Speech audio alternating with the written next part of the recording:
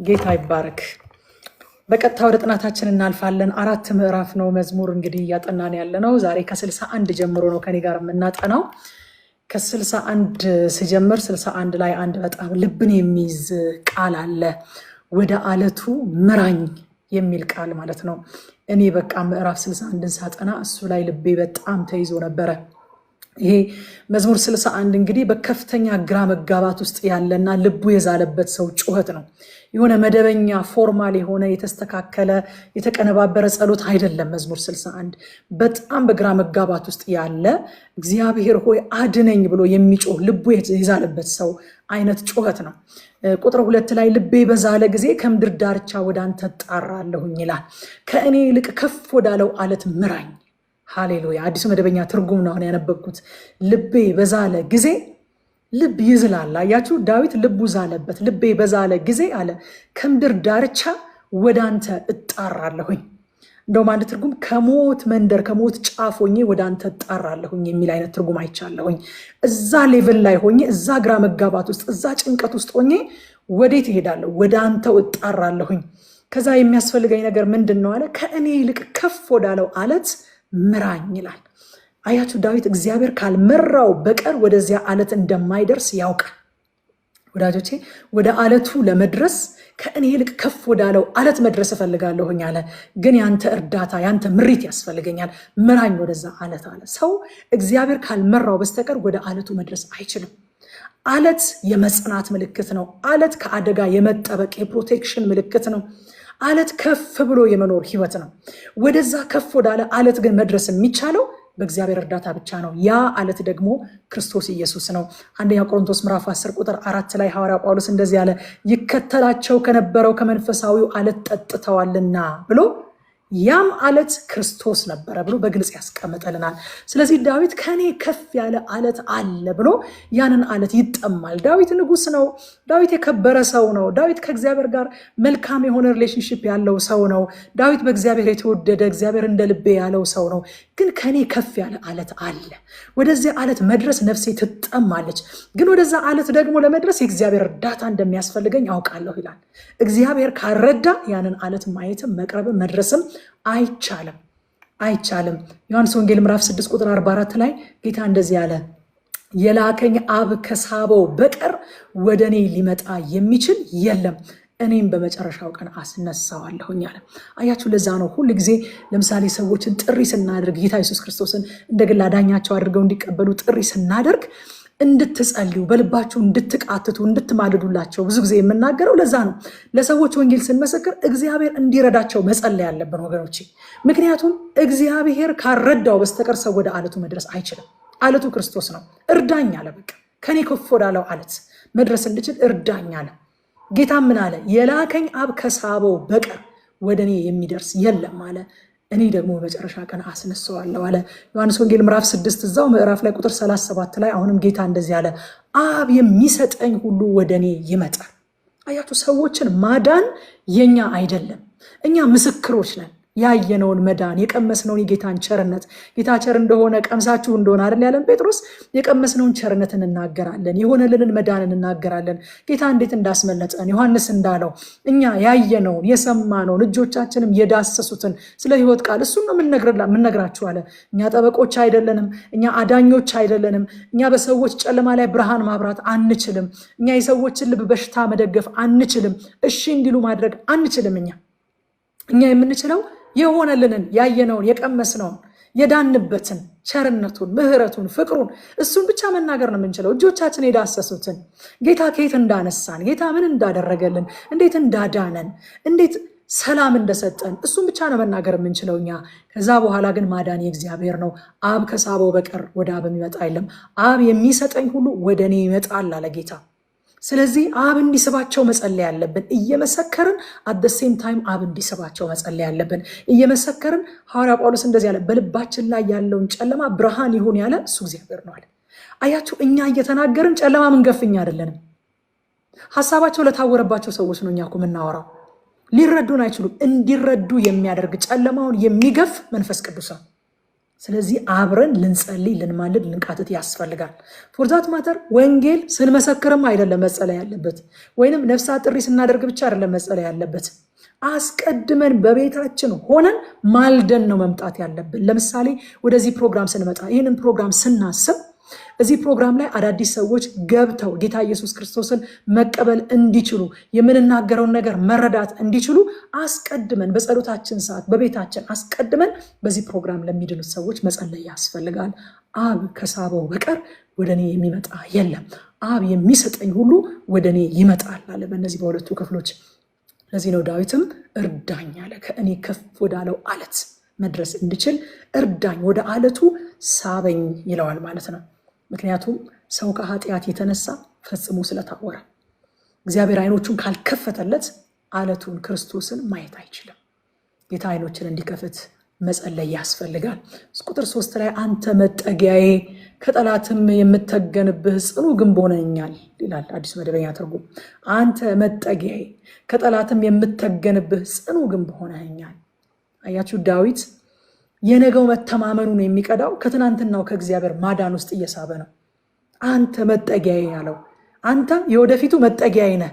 በምን አወቅ ዳዊት? ከጠላት የምተገንብህ ጽኑ ግንብ ሆነኛል እኮ ትናንት እግዚአብሔር ከምን እንዳወጣን ማሰብ ለነገ ትልቅ እምነትና አቅም ይፈጥርልናል ወገኖች። ለዛ ነው ሰይጣን ትናንትና ከምን እንደወጣን እንድናስብ አይፈልግም እና የሆነ በቃ ጭልምልምልምልም ድፍንፍንፍንፍን ያደርግባቸዋል። ግን በቃ ልክ እዛች ሰዓት ላይ ሁሉን ነገር ጭፍን ሲያደርግባችሁ፣ ልክ እግዚአብሔር ከእናንተ ጋር እንዳልሆነ እንዲሰማችሁ ሲያደርጋችሁ፣ እንደተተዋችሁ እንደተረሳችሁ እንዲሰማችሁ ሲያደርጋችሁ ቆም በሉና ዌይት አ ሚኒት፣ እግዚአብሔር እኮ ያዳነኝ ሰው ነኝ። ትናንትና እኮ መዳኑን ያየው ሰው ነኝ። ትናንትና እኮ ምሕረቱን የቀመስኩ ነኝ። ትናንት እኮ ከዛ ጉድጓድ፣ ከዛ ረግረግ፣ ከዛ ጭቃ፣ ከዛ ጨለማ ሰው የማይደርስበት ስፍራ ደርሶ ያወጣኝ ሰው ነኝ። እሱ እኮ መጠጊያዬ ነው የሚሆነው ለነገም። እንዴት ከተባለ ከትናንትናው መዳን ይህንን አቅም ይህንን እምነት ስቤ አውጣል። ሃሌሉያ። ይሄ አቅም እንደሚሆነን ስለሚያውቅ ግን የትናንትና ማዳኑን እንድናስብ አይፈልግም። ከዛ ቁጥር 4 ላይ በድንኳንህ ለዘለዓለም ልኑር፣ በክንፎችህ ጥላ ልከለል ይላል። ሃሌሉያ። ምኞቱን አያችሁት? በድንኳንህ ለዘላለም ልኑር በክንፎችህም ጥላ ልከለል ይለዋል እግዚአብሔርን። አያችሁ፣ መትረፍ ብቻ አይደለም የሚፈልገው። ከዚህ በፊትም እንዳልኳችሁ ዳዊት መትረፍ ብቻ ማምለጥ ብቻ የሆነ ሬስኪው መደረግ ብቻ አይደለም የሚፈልገው። ወደ እግዚአብሔር አብዝቶ መጠጋትም ይፈልጋል። ከጠላት ማምለጥ ብቻ ሳይሆን ከጠላት መሸሽ ብቻ ሳይሆን ወደ እግዚአብሔር መቅረብ፣ ወደ እግዚአብሔር መጠጋት፣ በድንኳን ውስጥ ለዘላለም መኖር፣ በክንፎቹ ጥላ። ደግሞ አሁን ድንኳን እኮ እንዴት ነው? አሁን እዚህ አንድ ቤት ውስጥ እኔና እናንተ ልንቀመጥ እንችላለን። ነገር ግን ወደ እኔ በጣም መጠጋት ከፈለጋችሁ አንድ ቤት መቀመጣችን አይበቃችሁም። የበለጠ ወደ እኔ ትቀርባላችሁ። እና ዳዊት በድንኳንህ ልኑር ይልና እዛ ላይ አያቆምም። በክንፎች ጥላ አንተ ውስጥ መሸሸግ ደግሞ ፈልጋለሁ። አብዝቼ ልቀርብ እፈልጋለሁ። አብዝቼ ልጠጋ እፈልጋለሁ። ሬስኪው መደረግ ብቻ አይደለም የምፈልገው፣ ወደ አንተ መቅረብ፣ ወደ አንተ መጠጋት፣ አንተን ማወቅ እፈልጋለሁኝ ይለዋል ቁጥር 4 ላይ።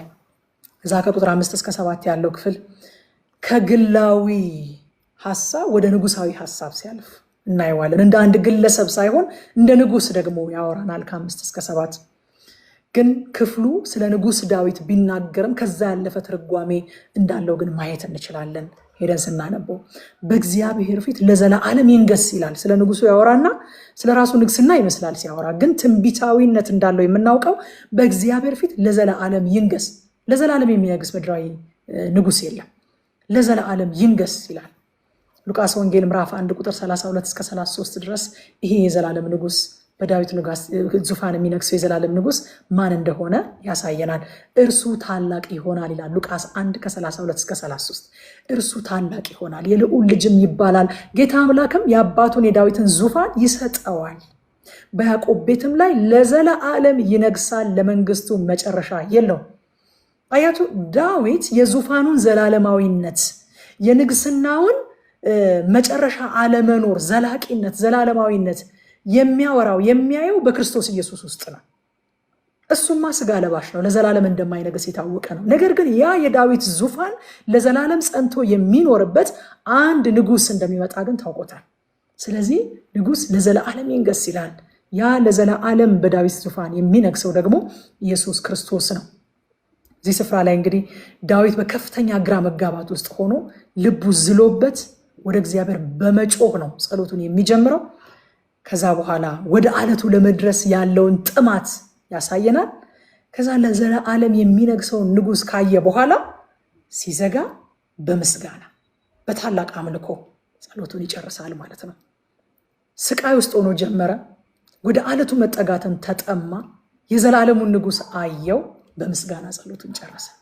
ሃሌሉያ። ስለዚህ ምን እንማር ከዚህ ምዕራፍ? ምን እንማር ወዳጆቼ? አንደኛ እንደ ዳዊት በግራ መጋባት ውስጥ ስናልፍ እግዚአብሔር እንዲያድነን ብቻ ሳይሆን እንዲመራን ጭምር እንጸልይ። ምራኝ እንበለው። ዳዊት መዳን ብቻ አይደለም የምፈልገው፣ ወደ አለቱ መድረስ እፈልጋለሁ፣ ምራኝ። ወደ ማንም አይደለም ማምለጥ የምፈልገው፣ ወዴትም አይደለም መሸሽ የምፈልገው። አጀንዳዬ መትረፍ ብቻ አይደለም፣ ጸሎቴ እንደምንም ብዬ መዳን ብቻ አይደለም። እንድትመራኝ እፈልጋለሁ። ወዴት? ወደ አለቱ። ሃሌሉያ ሃሌሉያ። ምን አይነት የከበረ ጸሎት ነው! በአስጨናቂ ሁኔታ ውስጥ ሆኖ ጌታ ሆይ መትረፍ ብቻ አይደለም፣ ወደ አንተ መጠጋት እፈልጋለሁ። እግዚአብሔር ሆይ መዳን ብቻ አይደለም፣ ወደ አለቱ ወደ ክርስቶስ የበለጠ እንድታስጠጋኝ እፈልጋለሁ ብሎ መጸለይ ምን አይነት የከበረ ጸሎት ነው! ምን አይነት የተወደደ ጸሎት ነው! ይህንን ከዳዊት እንማራለን። ሁለተኛ የትናንት ማዳኑ ለነገ እምነታችን ስለሚሆነን ልንረሳው አይገባም። የእግዚአብሔርን ስራዎች በመርሳት የምትቸገሩ ሰዎች ካላችሁ ጽፋችሁ አስቀምጡት። ጌታ ያደረገላችሁን ነገር በእውነት አንድ ደብተር ይኑራችሁ፣ የጌታን ውለታ የምትጽፉበት የምትመዘግቡበት፣ በክፉ ቀን አውጥታችሁ የምታነቡት፣ በክፉ ቀን አውጥታችሁ የምታሰላስሉት። ለወዳጆቻችሁ ንገሯቸው። ደውሉና ለወዳጆቻችሁ ንገሯቸው። በእውነት በቃ ደውሉና ዛሬ ለምን መሰልሽ የደወልኩልሽ? በዚህ ጊዜ ትዝ ይልሻል። በእንደዚህ አይነት ነገር ውስጥ ሳልፍ እግዚአብሔር ያደረገልኝ ነገር ትዝ ብሎኝ እሱን ላጫውትሽ ነው የደወልኩልሽ በያት። ስንት ክፋትና ስንት አመፅ፣ ስንት ማይረባ ወሬ ለመነጋገር እንደዋወል የለ እንዴ? የጌታን ክብር መዝገባችሁን እየገለጣችሁ እያወጣችሁ ተነጋገሩ። አቅም ታገኛላችሁ። አቅም፣ እምነታችሁ ይበረታል። አቅም ታገኛላችሁ። ግን ይሄ እንዳይሆን ስለሚፈልግ ከፊታችን ላይ ጥፍት ያደርግብናል። በቃ ጥፍት፣ ማዳኑን እንዳላየ፣ እግዚአብሔር እንዳልደረሰለት፣ ጌታ እንዳላለበሰው እንዳላጎረሰው፣ ጌታ ከአመድ እንዳላነሳው፣ ጌታ ወዳጅ እንዳልሆነው፣ ሰው በሌለው ጊዜ ሰው እንዳልሆነው ሰው ሁሉን ነገር ከፊታችን ላይ ጥፍት ያደርግብንና በቃ ከዜሮ እንድንጀምር ያደርገናል። ለማመን ስትራግል ስናደርግ ራሳችንን እናገኘዋለን። አንድ ዩጎ ቤተክርስቲያን ያለሁኝ አንድ በጣም የተወደደ አርክቴክት ነበረና በቃ ሌሊት ለጸሎት ስነሳ አለ እግዚአብሔርን ላመሰግን በቃ በምስጋና ነው ዛሬ የምጀምረው ብዬ ልክ ብርክክ ስል ሁሉን ነገር ከፊቴ ጥፍት ያደርግብኛል አለ። ከዛ ከካልሲ ጀምራለሁ አለ። ስማ አለዋለሁ አለ ይህን ካልሲ እኮ ጌታ ነው የገዛልኝ። ስማ ይህን ጫማ እኮ ጌታ ነው የገዛልኝ፣ ያለበሰኝ፣ ያጎረሰኝ፣ ሰው የሆነኝ፣ የዳረኝ፣ የሆድ ፍሬ የጉልበት ፍሬ የሰጠኝ፣ የባረከኝ ጌታ እኮ ነው። ባለ ሰው ያደረገኝ ጌታ እኮ ነው። እህትና ወንድም ያበዛልኝ ጌታ እኮ ነው። ህብረት የሰጠኝ ጌታ እኮ ነው እያልኩኝ ከካልሴ እጀምርና አለ በቃ እያየሁት የጠላት ድምፅ እየሟሸሸ እየራቀኝ በእምነት ስሞላ ራሴን አገኘዋለሁኛል። ከጥቂቷ ነገር ጀምሮ በቃ ዞር በሉና አጠገባችሁ ያለውን ነገር አንስታችሁ ይህን እኮ የገዛልኝ ጌታ ነው፣ ይህን እኮ ያደረገልኝ ጌታ ነው። ሃሌሉያ፣ ክብር ለኢየሱስ ይሁን። እንደዚህ ማለት ስንጀምር፣ የትናንትና ማዳኑን ማሰብ ስንጀምር፣ ዛሬ የጠላት እቅድ፣ የጠላት ስራ፣ የጠላት እኛ ደግሞ ለነገ እግዚአብሔርን የምናምንበትን ኃይልና ጉልበት አቅም እንቀበላለን። ምን እንማር ሌላ ከዚህ ምዕራፍ? ሶስተኛ በመከራ ጊዜ የምንጠራው መጠጊያችን ኢየሱስ የዘላለም ንጉሥ ነው ወገኖች። ሃሌሉያ ሃሌሉያ። ሰው አለኝ ብላችሁ የምደውልለት ይባላል እኮ አይደለም? አሁን በአሁን ሰዓት ስልጣን ላይ ያለ ዘመድ፣ አሁን በአሁን ሰዓት ስልጣን ላይ ያለ ወዳጅ ያለው ሰው አለኝ ይላችኋል። እደውልለታለሁ ሰው አለኝ ይላችኋል የሆነ ችግር ሲገጥመው። ያ ሰውዬ ግን ስልጣኑ ዘላለማዊ አይደለም። ያ ሰውዬ ከስልጣን ላይ ከወረደ በኋላ ኖሞር፣ ከዛ በኋላ ሰው የለውም። ያ ሰው የሚደውልለት ሰው የለውም። የምትደውሉለት የምትጠሩት ድረስልኝ የምትሉት ኢየሱስ ለዘለዓለም የነገሰ ነው። ሃሌሉያ። ለዘለዓለም በዙፋኑ ላይ የሚኖር አለ ቦታው ላይ ግን የማይባል ሃሌሉያ። በእውነት በአንድ ወቅት የተመካችሁበት ወዳጃችሁ ወይ አነሱት እኮ ይባላል በድንገት አይደለ? እናውቃለን እኮ አነሱት እኮ ወይኔ እከሌ እዛ ቦታ እያለ ቢሆን ሲሉ ሰዎች እንሰማለን። እዛ ቦታ ላይ እያለ ቢሆን የማይባል አነሱት እኮ የማይባል አሁን እኮ እሱ አይደለም እዛ ቦታ ላይ ያለው የማይባል የዘላለም ንጉሥ ኢየሱስ ከጠዋት እስከ ማታ 24 ሰዓት ብትደውሉለት 24 ሰዓት ብትጠሩት የሚመልስላችሁ he is able ሃሌሉያ። ኢንትሮንድ ነው፣ ዙፋኑ ላይ ነው፣ ለዘላለም ነው የነገሰው። አታፍሩም። ኢየሱስን ጥሩት፣ ለዘላለም በዙፋኑ ላይ ነው። አራተኛ የአማኝ ጸሎት መደምደሚያው ምስጋና ነው። እኛ አማኞች ነን። ጸልየን ቆዝመን አንወጣ። የነገርነው የማይችል አምላክ አይደለም። የነገርነው ሊረዳን የማይወድ አምላክ አይደለም። የነገርነው አቅምም እኛን የመርዳት መሻትም ያለው አምላክ ነው። የሚወደን አምላክ ነው የነገርነው። ስለዚህ ለሱ ከነገርን በኋላ በትካዜ አንነሳም፣ በምስጋና እንነሳለን። ሃሌሉያ። በቃ እንደተደረገ ቁጠረው የሚሏችሁ ሰዎች እኮ አሉ። በቃ ገና ሳይደረግ ነፍሳችሁን ሐሴት እንድታደርግ የሚያደርጓት በቃ አቅሙ አላቸው፣ ለእናንተ ጥሩ ልብ አላቸው። ስለዚህ ለእነሱ ከነገራችኋቸው በኋላ እንዴ ደግሞ ለዚች ነው በቃ እንደተደረገ ቁጠሪው ሲሏችሁ አልተደረገም እኮ ሐሴት እያደረጋችሁ ትወጣላችሁ። እግዚአብሔር አቅምም አያንሰውም፣ ለእኛ ያለውም ልብ መልካም ነው። ስለዚህ ለሱ ከነገርነው በኋላ ቆዝመን አንወጣም። የአማኝ ጸሎት መደምደሚያው ምስጋና ነው። ይህንን ከዚህ ምዕራፍ እኔ ተመሪያለሁኝ። ምዕራፍ 62 ላይ ስንመጣ ምዕራፍ 62 እንግዲህ እውነተኛ እረፍትና አስተማማኝ ዋስትና ሴኪሪቲ ያለው በእግዚአብሔር ዘንድ ብቻ ነው የሚል ዋና ሐሳብ ይሰጠናል። ምዕራፍ 62 ቁጥር 1 እና 2 በአዲስ መደበኛ ትርጉም እንደዚህ ይላል፣ ነፍሴ እረፍት የምታገኘው በእግዚአብሔር ብቻ ነው። ደስ አይልም? ነፍሴ እረፍት የምታገኘው በእግዚአብሔር ብቻ ነው፣ ድነቴም የሚመጣልኝ ከእርሱ ዘንድ ነው። አለቴና መድኃኒቴ እርሱ ብቻ ነው፣ መጠጊያዬም እርሱ ነው፣ ከቶም አልናወጥም ይላል። አጽንኦት ሰጥቶ ብቻ ነው፣ እሱ ብቻ ነው፣ ከሱ ዘንድ ነው፣ ስለዚህ ከቶ አልናወጥም ይላል። ወዳጆቼ ዝም ብሎ እግዚአብሔርን ተስፋ ማድረግ ያዋጣል። እኔ ልንገራችሁ፣ እረፍት የምታገኘው በእግዚአብሔር ብቻ ነው፣ በእግዚአብሔር ብቻ ነው። ዳዊት ዝም ብሎ እግዚአብሔርን መተማመንን ይመርጣል። ዝም ብሎ እግዚአብሔርን መጠበቅን ይመርጣል። ግን ይሄ ዝምታ ይሄ ተስፋ ከመቁረጥ የመጣ ዝምታ አይደለም። በነገራችን ላይ አማኝ ዝም ሲልም ተስፋ ቆርጦ አይደለም ዝም የሚለው፣ እያመነ ነው ዝም የሚለው። እያመንን እንደምንናገር ሁሉ ዝም ስንልም እያመንን ነው ዝም የምንለው። ተስፋ ቆርጠን አይደለም ዝም የምንለው። በእግዚአብሔር ከመታመንና እርግጠኛ ከመሆን የሚወጣ ዝምታ አለ። ሰው ዝም ብሎ የእግዚአብሔርን ማዳን ተስፋ ቢያደርግ ጥሩ ነው ይላል ቅዱስ መጽሐፍ። ዝም ብሎ የእግዚአብሔርን ማዳን ተስፋ ቢያደርግ፣ ዝም ብሎ ቢቆዝም አይደለም። ዝም ብሎ ተስፋ ቢቆርጥ አይደለም። ዝም ብሎ ቢያለቃቅስ ኮምፕሌን ቢያደርግ ቢያጉረመርም አይደለም። ዝም ብሎ አት ዘ ሴም ታይም ግን በልቡ ምን እያደረገ ነው? የእግዚአብሔርን ማዳን ተስፋ እያደረገ ነው። እግዚአብሔርን እየጠበቀ ነው። እግዚአብሔር እንደሚመጣ አውቆ ነው። ሃሌሉያ።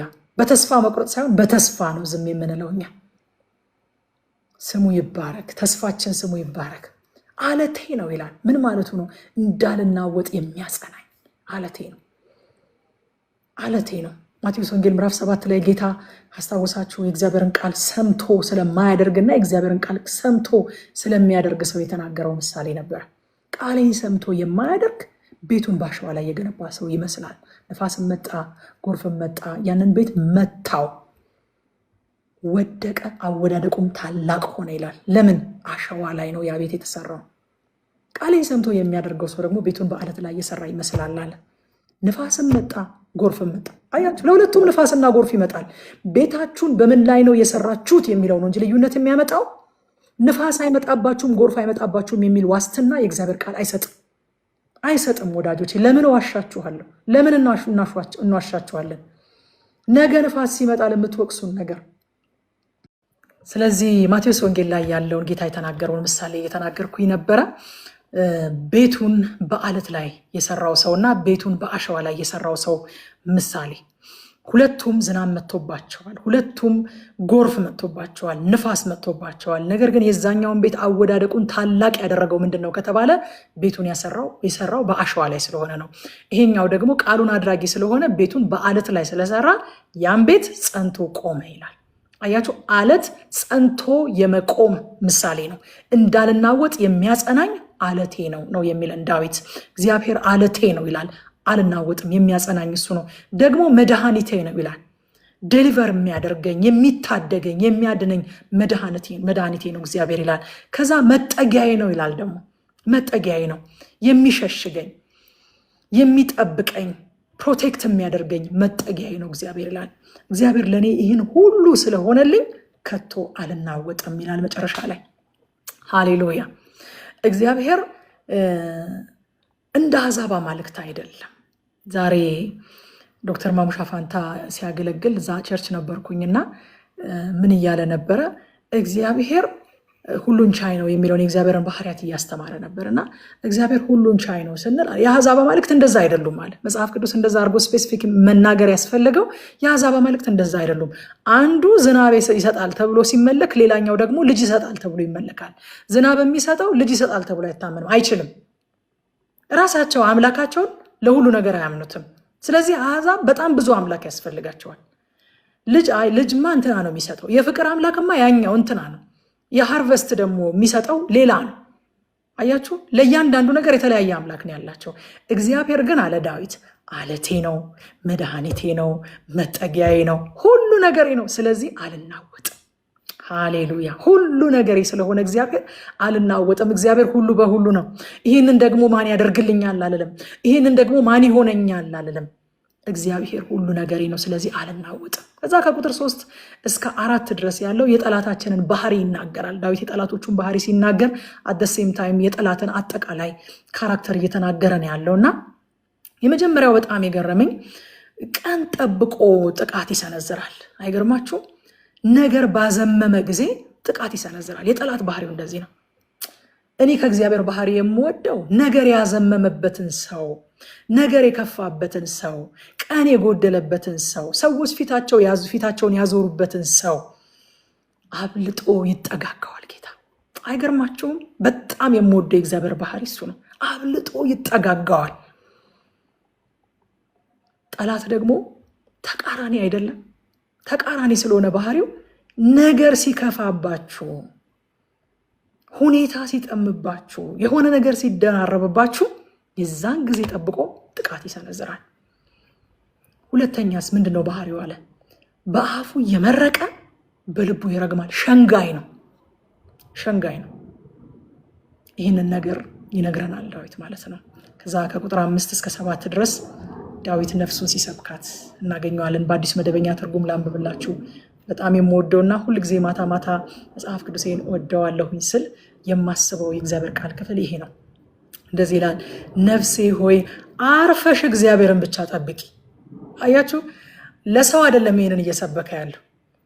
ለሆኑ እንደው አስቸጋሪ ናቸው መንፈሳዊ አይደሉም ተብሎ ለሚታሰቡ ሰዎች የተዘጋጀ ስብከት አይደለም። ይሄ የገዛ ነፍሱን ነው የሚሰብካት። ነፍሴ ሆይ አርፈሽ እግዚአብሔርን ብቻ ጠብቂ፣ ተስፋዬ ከእሱ ዘንድ ነውና፣ አለቴና መድኃኒቴ እርሱ ብቻ ነው። ወደዚህ አትመልከች። መጠጊያዬም እርሱ ነው፣ እኔ አልናወጥም። መዳኔና ክብሬ በእግዚአብሔር ነው፣ ብርቱ አለቴና መሸሸጊያዬ በእግዚአብሔር ነው ብሎ ነፍሱን ይሰብካታል። ለሰው አይደለም እየነገረ ያለው፣ ለእግዚአብሔር አይደለም እየነገረው ያለው። እኛ ማታ ማታ እኔ መጽሐፍ ቅዱሴን እወደዋለሁ፣ መጽሐፍ ቅዱሴ በእኔ ላይ የመጨረሻው ባለስልጣን ነው ስንል ለሰው አይደለም፣ ለእግዚአብሔር አይደለም። እግዚአብሔርን አይደለም ኮንቪንስ ልናደርግ የምንናገረው፣ ለነፍሳችን እየነገርናት ነው። አርፈሽ መጽሐፍ ቅዱስሽን ውደጂ። የሚረባሽ ይሄ ነው፣ የሚጠቅምሽ ይሄ ነው፣ በህይወት መንገድ ላይ የሚያቆይሽ ይሄ ነው፣ እስከ ፍጻሜ የሚጠብቅሽ ይሄ ነው፣ ዝናብና ጎርፍ ንፋስ በመጣ ጊዜ አጽንቶ የሚያቆምሽ ይሄ ነው። ነፍሴ ሆይ አርፈሽ የእግዚአብሔርን ቃል ተመገቢ፣ የእግዚአብሔርን ቃል ውደጂ፣ አንብቢ፣ አጥኚ፣ አሰላሲው፣ ሰውሪው እያለን የምንነግራት ለዚህ ነው። ዳዊት ነፍሱን ይሰብካታል። በጣም ከምወድለት ባህሪው አንዱ ሰዎችን ብቻ አይደለም የሚሰብከው፣ ዳዊት ነፍሱን ይሰብካታል። ሰዎችን መስበክ ቀላል ነው፣ በጣም ቀላል ነው ሰውን መስበክ። ነፍስን መስበክ በጣም ከባድ ነው ወዳጆች። ለምን መሰላችሁ? ሰዎች ሲሰብኳቸው ጸጥ ብለው ነው የሚሰሙት። አሁን እዚህ መካከል ለምን የሚለኝ የለም። በእግዚአብሔር ታመኑ፣ በእግዚአብሔር ተደገፉ ለምን የሚል ሰው የለም እዚህ መካከል። ሰውን መስበክ ቀላል። የገዛ ነፍሳችሁን ስትሰብኳት ግን ሁኔታን ታወራለች፣ ስሜታችሁን ትነግራችኋለች። የሆነ ፌል ያደረገ ነገር፣ ከዚህ በፊት ብላችኋት ያልሆነውን ነገር እያነሳች መልስ ትሰጣችኋለች። ጸጥ በይ ይላታል ዳዊት። አይገርማችሁ? መልስ ስለምትሰጥ እኮ ነው። ባይሆንስ ትላችኋለች።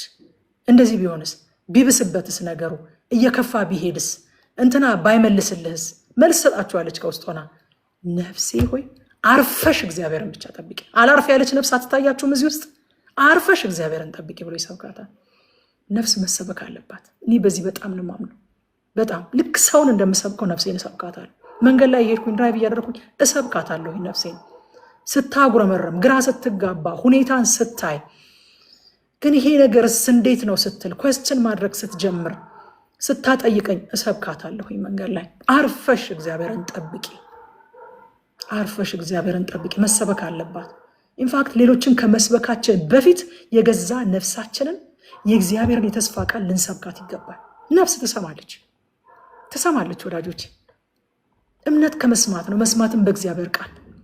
ከግዴታ ከሌላ ሰው አይደለም መስማት ያለባችሁ። እኔ አንዱ የማምንበት ነገር መጽሐፍ ቅዱስን ሳነብ አውት ላውድ ማንበብ፣ ድምፄን ጮክ አድርጌ በማንበብ በጣም አምናለሁ። እያነበብኩት እሰማዋለሁ ለራሴ። እምነት በመስማት ነው፣ መስማትን በእግዚአብሔር ቃል። ሞክሩት። ደግሞ በራሳችሁ ድምፅ ስትሰሙ ሀሳባችሁ ራሱ አይበተንም። እንደውም መጽሐፍ ቅዱስ ኦዲዮ ስትሰሙ ሀሳባችሁ የሚበተንባችሁ ከሆነ እኔ አንድ ነገር ልምከራችሁ። በስልካችሁ መጽሐፍ ቅዱስ እያነበባችሁ የራሳችሁን ድምፅ ቅዱት። ለራሳችን ድምፅ በጣም ኮንሸስ ነን በተፈጥሯችን። ከዛ መልሳችሁ ስትሰሙት ሀሳባችሁ አይበተንባችሁም። በደንብ ልቅም አድርጋችሁ ነው የምትሰሙት። እስኪ የየማለዳ ንባባችሁን በስልካችሁ እየቀዳችሁ አንብቡ። ከዛ በኋላ በምትሄዱበት ቦታ ኤርፎናችሁን አድርጋችሁ የሆነ ቦታ ቁጭ ስትሉ ጊዜ ሲኖራችሁ ያንን ያነበባችሁትን መልሳችሁ ስሙት። እምነት ከመስማት ነው፣ መስማትን በእግዚአብሔር ቃል። ነፍስ መሰበክ አለባት። እግዚአብሔር የተናገራችሁን የተስፋ ቃላችሁን ስበኳት። ጌታ እኮ እንደዚህ ብሎኛል፣ ጌታ እኮ እንደዚህ ተናግሮኛል፣ እኔን እኮ የጠራኝ ለዚህ ነው፣ የኔ ተስፋ ቃል እኮ ይሄ ነው፣ የኔ መጨረሻ ይሄ ሊሆን አይችልም፣ እግዚአብሔር እንደዚህ አላለኝም በሏት። ስታጉረመረም፣ መጠጊያ ፍለጋ ወደ ግራና ወደ ቀኝ ስታሳያችሁ ስበኳት። መጠጊያ የሱ ነው። አርፈሽ እግዚአብሔርን ጠብቂ። የልጅነትሽን አምላክ ያዳነሽን፣ የተሸከመሽን፣ እስከዚህ ቀን ድረስ የያዘሽን፣ የተናገረሽን የተስፋ ቃል የሚፈጽመውን እሱን ጠብቂው ብላችሁ ተናገሯት፣ ተናገሯት። እኔ አንድ ጊዜ ወደ ሐዋሳ ሲሄድ እግዚአብሔር ብዙ ነገር ተናግሮኝ ወደ ሐዋሳ ሲሄድ እና የሄድኩኝ አጋጣሚ የተሳፈርኩበት ረጅም ጊዜ በፊት ነው የተሳፈርኩበት መኪና መጠጥ የጠጣ ሰው ነው መኪናውን የያዘው እና በቃ እንዴት እያነጠረ እንደሚወስደን ልነግራችሁ አልችልም። በቃ ረዳቱ እንትን ይለዋል፣ ውሃ ጠጣ ይለዋል፣ ውሃ ይሰጠዋል። እንዴት በቃ እንደሚያስጨንቅ አስቡትና አየሁትና ከዛ እኔ እግዚአብሔር የተናገረኝ ብዙ ነገር አለ፣ ዛሬ እንደማልሞት ማቀው አልኩኝ። ይሄ ሰውዬ ውሃ ስለጠጣና ስላልጠጣ ሳይሆን እኔ እግዚአብሔር የተናገረኝ በጣም ብዙ ነገሮች ስላሉ እነዛ ሳይፈጸሙ ስለማልሞት ዛሬ አልሞትም ምን ያልኩኝ እና እንደዛ እያጠረ ተኛውኝ። እና ወዳጆቼ ነፍስ መሰበክ አለባት። የእግዚአብሔርን ቃል መሰበክ አለባት። የተስፋ ቃላችሁን መሰበክ አለባት። እግዚአብሔር ከልጅነት ጀምሮ የተናገራችሁን የተስፋ ቃል ንገሯት። አበቃላችሁ፣ አለቀላችሁ ስትሏት እንዴ ይሄ ጌታ የተናገረኝ ነገር እኮ አልተፈጸመም። እግዚአብሔር የተናገረው ነገር ሳይፈጸም፣ ህልሙ ሳይፈጸም ባለራእይ እንደማይሞት ስለኔ የተነገረው ነገር በእኔ ህይወት ሳይፈጸም እኔም አልሞትም በሏት። ትሰበካለች፣ ትሰማለች ነፍስ። ጌታ ይመስገን። ስለዚህ ዳዊት ነፍሱን ይሰብካታል። አርፈሽ እግዚአብሔርን ጠብቂ ይላታል። ደግሞ ከስብከት ባለፈ ልናዛትም ይገባል።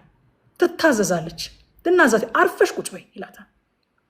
ወገኖቼ አለመናወጥ በዘፈቀደ የሚመጣ ነገር አይደለም። አውቶማቲክሊ የሚመጣ ነገር አይደለም። ነፍሳችንን ወደ ትክክለኛው አቅጣጫ በመምራት የምንደርስበት ህይወት ነው። ለምን አይናወጥም ካላችሁ አንድ ሰው ነፍሱን ያናግራታል፣ ነፍሱን ይሰብካታል፣ ነፍሱን በእግዚአብሔር ቃል ይሞላታል፣ ደግሞስ ያዛታል፣ ያስገዛታል። አርፈሽ ቁጭ በይ ይላታል። ስለዚህ አይናወጥም። አለመናወጥ አውቶማቲክ አይደለም። ወደ ትክክለኛው አቅጣጫ ነፍሳችንን በመምራት የምንደርስበት ህይወት ነው። ከዛ ቁጥር 7 ላይ እግዚአብሔር መድኃኒቴ ብቻ ሳይሆን ክብሬም ነው ይላል። ደስ አይላችሁ? እስኪ እንደው ትንሽ ሜዲቴት አድርጉት። ይህንን እግዚአብሔር መድኃኒቴና ክብሬ፣ ሃሌሉያ፣ መድኃኒቴና ክብሬ ነው ይላል። በቃ እኔ ትንሽ ቆም ብዬ ማሰብ ፈልጋለሁ ይህንን ቃል ወገኖቼ። እኛ የሆነን የዳንን ምስኪኖች አይደለንም። ታውቃላችሁ፣ መዳናችን ወደ ክብር የሚያደርሰው መንገድ ጅማሬ ነው፣ ኢንትራንሱ ነው። ሃሌሉያ። የሆኑ የዳኑ ሬስኪው የተደረጉና የሆኑ ካምፕ ውስጥ የተሰበሰቡ ምስኪኖች አይደለንም። እግዚአብሔር መድኃኒታችን ብቻ ሳይሆን ክብራችንም ጭምር። ሃሌሉያ። ካዳነን በኋላ እስከ ክብር ድረስ ይዞን ይሄዳል አይደለ? ሮሜ ምዕራፍ 8 ላይ ያ ጎልደን ቼን ይሉታል የመጽሐፍ ቅዱስ አስተማሪዎች፣ ወርቃማው ሰንሰለት ይሉታል። አስቀድሞ ያወቃቸውን ወሰናቸው፣ የወሰናቸውን ጠራቸው፣ የጠራቸውን አጸደቃቸው፣ ያጸደቃቸውን አከበራቸው ይላል። ሃሌሉያ። መዳን ወደ ክብር የሚወስደው መንገድ ኢንትራንስ ነው፣ መግቢያ ነው እንጂ እንደምንም ብለን ተርፈን መቻነሰኝ ብለን የምንቀመጥበት አይደለም። መዳን በራሱ እኮ በጣም ትልቅ ነው፣ ግን እግዚአብሔር እዚህ ጋር ይበቃችኋል አላለም። ወደ ክብር መግቢያ መንገድ በር ነው ያደረገው። እስከ መክበር ድረስ ይዞን ይሄዳል። እስከ ግሎሪፊኬሽን ድረስ ይዞን ይሄዳል። ሃሌሉያ ሃሌሉያ። እንዴት ደስ እንዳለኝ ይህንን ክፍል ሳጠናው በቃ ልነግራችሁ አልችልም። አማኞች ለካ ከሲኦል የተረፍን ምስኪኖች ሳንሆን ወደ ክብር መግቢያውን የጥሪ ወረቀት የያዝን መንገዱን የጀመርን የክብር ተጓዦች ነን፣ የጽዮን ተጓዦች ነን። ሁሌ እንደምላችሁ የጽዮን መንገደኞች ነን። እኛ መንገድ ላይ ነን ያለ ነው። ክብር ይጠብቀናል። ታላቅ ግብዣ ተዘጋጅቷል። ሰርግ እየጠበቀን ነው። የጥሪውን መግቢያ ካርዱን ይዘናል። ኢየሱስ ይባላል። ወደዛ እየተጓዝን ያለን የክብር መንገደኞች ነን። እኛ የክብር ጉዞ ላይ ነው ያለ ነው። ሃሌሉያ። ሮሜ ምዕራፍ 5 ቁጥር 2 እንደዚህ ይላል አዲሱ መደበኛ ትርጉም፣ በእርሱም በኩል አሁን ወደ ቆምንበት ጸጋ በእምነት መግባት ችለናል ይልና የእግዚአብሔርንም ክብር ተስፋ በማድረግ ሐሴት እናደርጋለን። አያችሁ፣ በመንገዳችን ላይ ስለ መዳናችን ብቻ ሳይሆን ክብሩን ተስፋ እያደረግን ሐሴት እናደርጋለን። የሚጠብቀንን ክብር ከኋላ ከትናንትናው ከጨለማው ስልጣን መዳናችንን ብቻ ሳይሆን ወደፊት የምንገባበትን ክብር እያየን ደግሞ ሐሴት እናደርጋለን። ክብር ይጠብቀናል። ክብር ይጠብቀናል። በእውነት ክብር ይጠብቀናል። እቤት አልደረስንም። ይሄ አይደለም ህይወታችን። ይሄ አይደለም መጨረሻችን። ይሄ መጀመሪያችን ነው። ይሄ ቅምሻው ነው። ሃሌሉያ፣ ቅምሻው ነው። በቃ አንድ መዝሙር አለ ልጆቼ በጣም የሚወዱት። እኔ እንዳልኳቸው ለልጆቼ ስል እንግሊዝኛ መዝሙር መስማት የጀመርኩት ለልጆቼ ስል ነው። መመሳሰል አለብኝ ይሄ ነገር አብሬያቸው መስማት አለብኝ ብዬ ነው መስማት የጀመርኩት እንጂ አማርኛ መዝሙር ነው በጣም የምወደው። እና በጣም ልጄ የምትወደው አንድ መዝሙር አለ። በቃ if this is the glimpse of heaven I can get used to it። ይሄ ግሊምስ ነው ትላለች። በቃ ቅምሻ ነው። አሁን ያለው የሚሰማኝ የእግዚአብሔር ክብር፣ የእግዚአብሔር ህልውና፣ አሁን ይሄ በጣም የሚሰማኝ ጆይ፣ አምልኮ ውስጥ ያለው ይሄ ክብር ግሊምስ ነው፣ ቅምሻ ነው፣ እፍታው ነው። እና I can get used to it። እዛ ሲሄድ በጣም የምወደው የምለምደው የምናፍቀው ይመስለኛል ትላለች። በቃ ሃሌሉያ፣ ቅምሻው ነው በእውነት። አሁን በጌታ ደስ ብሏችኋል? አሁን ሰላም ተሰምቷችኋል? አሁን እረፍት ውስጥ ነው ያላችሁት? አሁን ጌታን ወዳችሁታል? ገስዋት ቅምሻው ነው ይሄ። ገና ጅማሬው ነው ይሄ። ገና መግቢያው ላይ ነው ያላችሁት። ገና ይሄ ወደ ክብር ሙላት የሚደርስበት ጊዜ አለ። ያንን ተስፋ እያደረግን ሐሴት እናደርጋለን ነው የሚለን የሮሜ መጽሐፍ ላይ። ቆላስያስ ላይ ደግሞ አሁንም እንደዚህ ይለናል ጳውሎስ ምዕራፍ 3 ቁጥር 4 ላይ ሕይወታችሁ የሆነ ክርስቶስ በሚገለጥበት ጊዜ ይለናል። በዚያን ጊዜ እናንተ ደግሞ በቃ እንደምንም ተርፋችሁ ትገኛላችሁ። አይደለም ከእርሱ ጋር ዝም ብላችሁም አይደለም የምትገለጡት፣ በክብር ትገለጣላችሁ ይላል። ሃሌሉያ። እኛ እኮ ከሆነ ቦታ ሬስኪው ያደረግነውን፣ ከሆነ ቦታ ያነሳነውን፣ ከሆነ ቦታ የታደግነውን ቸርነት ያደረግንለትን ሰው ከኛ ጋር በእኛ ክብር አብሮ እንዲገለጥ አናደርገውም። አዎ አተረፍኩት እኮ በስመ አብ ሳገኘው ምን ይመስል እንደነበረ ከተቻለ ቢፎር እና አፍተር ፎቶ ይዘን ሳገኘው ይሁላችሁ ይሄን ነበር የሚመስለው። አሁን ግን ይሄው በቃ ብለን ነው የምናቀርበው። ክርስቶስ ግን እንደዛ አይደለም። እሱ በሚገለጥበት ጊዜ ሃሌሉያ፣ በዚያን ጊዜ እናንተ ደግሞ ብቻችሁን ሳይሆን ከእርሱ ጋር with the same glory በዛ በከበረ ቦዲ እሱ ባለበት በዛ በከበረ ሰውነት በማይበሰብሰው በማይታመመው በማይሞተው በማይደክመው በማይራበው በዛ በከበረው ሰውነት በዛ በሰማያዊው ሰውነት ከእርሱ ጋር በሱ ክብር አብራችሁ ትገለጣላችሁ። ሃሌሉያ። ልጁ በብዙ ወንድሞች መካከል በኩር እንዲሆን እንደሚል እግዚአብሔር ቃል ማለት ነው። የልጁን መልክ እንድንመስል እሱ ደግሞ አስቀድሞ መርጦናል እንደሚል የልጁን መልክ መስለን ከእሱ ጋር በክብር እንገለጣለን። ዮሐንስም እንደዚህ ያለ ወዳጆች ሆይ አለ፣ አሁን ለጊዜው ያለን እውቀት አለ።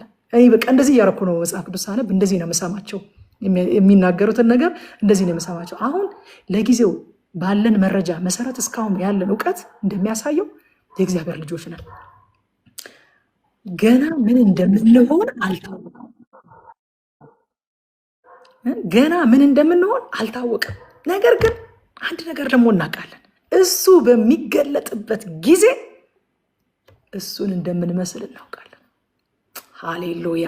የክብር ጉዞን የጀመርነው የሆነን ካምፕ ውስጥ የተሰበሰብን ምስኪኖች አይደለንም። ከሞት አምልጠን ከሰይጣን መንግስት አምልጠን ከዛ በቃ ውየረ ካመለጥኩ መቼ አነሰኝ ብለን ተሰብስበን የተቀመጠን ምስኪኖች ሳንሆን የክብር ጉዞ የጀመርን ልጁን ወደ መምሰል ከልጁ ጋር በክብር ወደ መገለጥ እየሄድን ያለን ወደ ግሎሪፊኬሽን እየሄድን ያለን የክብር ተጓዦች ነን። ሃሌሉያ ሃሌሉያ። ከየት እንዳመጣን በጣም ይገርማል። ወዴት እየወሰደን እንዳለ ስናስብ ደግሞ እጅግ በጣም ይገርማል። በቃ ጌታ ስሙ ይባረክ። እዚሁ ላይ እንዳላደር ከቁጥር 9 እስከ 10 ሰው ከየትኛውም አይነት ቤተሰብ ቢወለድ በምንም አይነት ፋይናንሻል ስታተስ ውስጥ ቢሆን ባለጠጋ ቢሆን ድሃ ቢሆን ምንም ለውጥ የለውም። ምንም የሚያስመካ ነገር የለም ይለናል። አያስመካም። ለምን ከተባለ የሚያልፍ ነው። እኔ ግን ቅድም ያወራኋችሁ የማያልፍ ነው። ያ ክብር የማያልፍ ነው። ይሄ ለምን አያስመካም? የሚያልፍ ነው። ስለማይጠቅም አይደለም። በዚህ ምድር ላይ ስንኖር ልዩነት ስለማያመጣ አይደለም። ያመጣል፣ ግን ገስዋት ያልፋል። ከእናቱ ማህፀን አንዳች ነገር ይዞ እንደማይወጣ ሁሉ ሰው አንዳች ነገር ሳይዝ ደግሞ ተመልሶ ወደ አፈር ይገባል። ኢዮብ እንዳለ በቃ ከእናቴ ማህፀን ራቁቴን ወጥቻለሁ፣ ደግሞ ተመልሼ ራቁቴን እሄዳለሁኝ አለ። ስለዚህ አያስመካም። ለዚህ ነው ሐዋርያው ጳውሎስ አንደኛ ጢሞቴዎስ ምዕራፍ 6 ቁጥር 17 ላይ በአሁኑ ዘመን ባለጠጎች የሆኑት የትዕቢትን ነገር እንዳያስቡ። ለምን እንዴ? ባለጠግነት እኮ በጣም የከበረ ነገር ነው። እንዴ ገንዘብ ካለ በሰማይ መንገድ አለ ይላል አበሻ እንኳን። እንዴት ነው ማያስመካው? ጳውሎስ ደስም እንዲለን ሁሉን አትረፍርፎ በሚሰጠን በሕያው እግዚአብሔር እንጂ በሚያልፍ ባለጠግነት ተስፋ እንዳያደርጉ እዘዛቸው። ለምንድን ነው የማይመኩት? ለምንድን ነው ተስፋ የማያደርጉት? የሚያልፍ ስለሆነ። የሚያልፍ ነገር አያስመካም። ከዛ ከቁጥር 11 እስከ 12 ድረስ ለእግዚአብሔር ኃይልና ምሕረት ምን እንደሆኑ የእግዚአብሔር ኃይልና ምሕረት ጣምራ እውነት እንደሆነ ይነግረናል። ይሄ እኔ አሁንስ በጣም የምወደው ስል ለእኔ ራሱ ጆሬ ላይ እየበዛብኝ መጣ። ግን በእውነት ረቁ ምስክር ናት። ይህንን ቃል እንዴት እንደምወደው በጣም ኃይል እግዚአብሔር ነው የሚለው ቃል እኔ ብቻውን ራሱ ሰብክ ያውቃለሁ። ኃይል እግዚአብሔር ነው ወዳጆቼ። ሃሌሉያ። ኃይል እግዚአብሔር ነው ሲል ዳዊት ምን እያለ ነው? ኃይል በከፊል ሳይሆን ሙሉ ለሙሉ የእግዚአብሔር ነው። ሙሉ ለሙሉ እኛ ራሳችን አማኞች ብንሆን፣ እኛ ራሳችንም የእግዚአብሔር ልጆች ብንሆን የተሰጠን ስልጣን ነው እንጂ ኃይል አይደለም። ስልጣንና ኃይል የተለያዩ ነገሮች ናቸው። በነገራችን ላይ ባለስልጣን ስትሆኑ ስልጣናችሁን ባካፕ የሚያደርግ ሌላ ኃይል ከጀርባችሁ ያስፈልጋችኋል። ባለ ኃይል ስትሆኑ ግን ምንም አይነት ባካፕ አያስፈልጋችሁም። ለምሳሌ መንገድ ላይ እኔ ብዙ ጊዜ በጣም የሚገልጽልኝ ምሳሌ አለ። መንገድ ላይ የሚቆሙ የትራፊክ ፖሊሶች፣ የትራፊክ ህግ አስከባሪ ፖሊሶች ምንም ያህል ትልቅ መኪና ቢሆን፣ ምንም ያህል ውድ መኪና ቢሆን፣ ምንም ያህል ከባድ ተሽከርካሪ ቢሆን ቁም ሲሉት ይቆማል። ቁም ብለውት ካልቆመ ኢትናት አባወጣ። ምን ስላላቸው ነው የሚቆመው? ጉልበት ስላላቸው ሳይሆን ስልጣን ስላላቸው ነው የሚቆመው። ነገር ግን ያ ስልጣናቸው ባካፕ የሚደረገው በመንግስት ኃይል ነው። ከጀርባው ባካፕ የሚያደርገው ኃይል አለ። ከዛ ኃይል ጋር ቢቆራረጡስ? አንድ ጊዜ ነገራቸው የለ ሐዋሳ ላይ ስለተባረረው ትራፊክ ባካፕ የሚያደርገው ኃይል በነበረበት ሰዓት በጣም የሚፈራ በጣም ህዝብን የሚያስጨንቅ ትራፊክ ነበረ። የሐዋሳ ሰዎች ያውቁታል። ስሙን ሁሉ እየጻፉ ነበር ባለፈው፣ እኔ ስም አልጠራውም። ከዛ በኋላስ ነገሩ ተሰማበትና ተባረረ ከስራው። የሚገርመው ነገር ከስራው ከተባረረም በኋላ ልክ ስራው ላይ እንዳለ ሆኖ አክት እያደረገ ከሰዎች ገንዘብ ይቀበል ነበር። በኋላ ላይ ግን ስልጣኑን ባካፕ ከሚያደርገው ከዛ ኃይል ጋር እንደተቆራረጠና እንደተባረረ ሲሰማ ኧረ ዞር በል ከዚህ እያሉት መሄድ ጀመሩ ሰዎች። አያችሁ፣ የተሰጠን ስልጣን ነው። የእግዚአብሔርም ልጆች ብንሆን አማኞችን ብንሆን ኃይል የኛ አይደለም፣ የተሰጠን ስልጣን ነው። ስልጣናችንን ባካፕ የሚያደርገው ባለሙሉ ኃይል የሆነው እግዚአብሔር ነው። አንድ ጊዜ እንደዚህ ያልኩኝ you need to be okay with the power house አልኩኝ። ከፓወር ሃውሱ ጋር ባለ ኃይል ከሆነው ጋር ደህና መሆን አለብን፣ ሰላም መሆን አለብን። ለምን? ስልጣናችን ባካፕ የሚደረገው ከሱ በሚወጣው ኃይል ስለሆነ።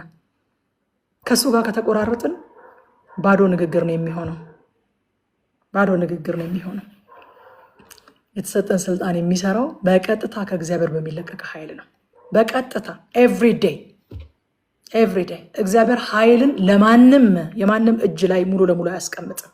ስልጣንን የሚሰጠን ከዛ በኋላ በምንሄድበት ቦታ ቃሉን ሊያጸና ከዛ ስልጣን ጀርባ ኃይሉ አክት ያደርጋል።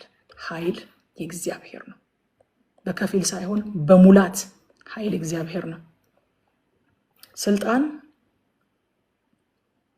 የሚሰራው ከሱ ጋር ባለን ከስልጣን ሰጪው ጋር ባለን ጤናማ ግንኙነት ነው። ስልጣንን የምናከብረው የሰጪውን ኃይል ስለምናውቅ ነው አይደለ እንዴ? አሁን ትራፊኮቹን ፐርሰናሊ ስለምንፈራቸው አይደለም የምንቆመው እኮ ከኋላቸው ያለውን ያን ስልጣን የሰጣቸውን አካል ኃይል ስለምናውቅ እነሱን ጥሰናቸው ብንሄድ ያ አካል የሚወስድብን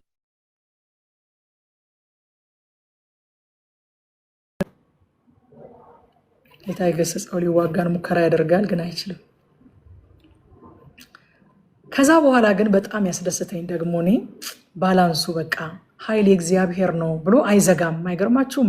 ምህረትም ያንተ ነው። ተያያዥ ነው ቃሉ ራሱ። ኃይል የእግዚአብሔር ነው፣ ምህረትም ያንተ ነው ይላል። ምኑን ያስደሰተሽ ካላችሁ፣ አያችሁ ወዳጆቼ፣ ኃይል ያለ ምህረት አስፈሪ ነው። እግዚአብሔር ባለ ብዙ ምህረት ባይሆን ኃይሉ ያስፈራል በጣም። ምህረት ደግሞ ያለ ኃይል ደካማ ነው። እግዚአብሔር ግን ሁለቱን አጣምሮ የያዘ ነው። ኃይል የእግዚአብሔር ነው አለና ዳዊት፣ እንደው ተንቀጥቅጠን ከፊቱ እንዳንጠፋ ምህረትም ሃሌሉያ ባላንስ የሚደረገው በዛ ነው። ዛሬ እንዳልኳችሁ ቤተክርስቲያን ዶክተር ማሙሻ ስለ እግዚአብሔር ኃይል እየተናገረ ስለ እግዚአብሔር ባህሪ እየተናገረ በዛው ስለ እግዚአብሔር ኃይል እየተናገረ ነበርና እግዚአብሔር የሚያስበውን የሚፈልገውን የፈቀደውን ነገር ሁሉ ማድረግ የሚችልበት ኃይል አለው አለና፣ ግን እግዚአብሔር ሁሉን ቻይ ስለሆነ ከባህሪው ውጭ የሆነ ነገር ደግሞ አያደርግም አለ። ሁሉን ቻይ ነው የሚያደርገው፣ ግን ባህሪው የሚፈቅድለትን ነገር ነው። ኃይሉን ባላንስ የሚያደርገው ባህሪው ነው። አያችሁ፣ ኃይሉ እንዳያጠፋን ምህረቱ ባላንስ ያደርጋል። ኃይል የእግዚአብሔር ነው አለና ምህረትም ጉድ ኒውስ ኃይል ብቻ አይደለም። እንኳንም ኃያል ሆነ አምላካችን፣ ግን ደግሞ እንኳንም መሐሪም ሆነ ምህረትም ያንተ ነው ይላል። ኃይልና ምህረት በእግዚአብሔር ዘንድ ሚዛኑን ጠብቆ ፐርፌክትሊ ነው የሚሰራው። ፐርፌክትሊ እንደሚሰራ ደግሞ በክርስቶስ ኢየሱስ ወደ መታየት መጥቷል። በክርስቶስ ኢየሱስ መስቀል ላይ አይተነዋል። አንደኛ ጴጥሮስ ምዕራፍ 2 ቁጥር 23 ላይ ጴጥሮስ እንደዚህ ያለ፣ ሲሰድቡት መልሶ አልተሳደበም አለ ጌታ ኢየሱስ ክርስቶስን። መከራንም ሲቀበል አልዛተም፣ ነገር ግን በጽድቅ ለሚፈርደው ራሱን አሳልፎ ሰጠ። ጌታ እኮ በጌቴሰማኒ መጥተው ሲይዙት ጴጥሮስ ሰይፉን መዞ እዛ የማልኮስን ጆሮ ሲቆርጠው ጌታ እንደዚህ ያለ፣ ሰይፍን ወደ ሰገባው አስገባ፣ ሰይፍ የሚያነሱ በሰይፍ ይጠፋሉ አለ። እና እኔ መዳን ሬስኪው መደረግ ቢያስፈልገኝ ኖሮ አባቴ እኮ ከሰማይ መላእክቱን ይልክልኝ ነበረ። እኔ ግን የመጣሁት ለመትረፍ የሆነ ታግዬ ራሴን ለማዳን ሳይሆን ነፍሴን ስሎች ቤዛ አድርጌ ለመስጠት ነው አለ። ቢያስፈልገኝ ኖሮ አባቴ ይልክልኝ ነበር አለ። አያችሁ፣ ሲሰድቡት ኃይል ስለሌለው አይደለም ዝም ያለው። መከራ ሲቀበል ኃይል ስለሌለው አይደለም ያልዛተው። ኃይልና ምህረት ባላንስ ተደራርገው ነው።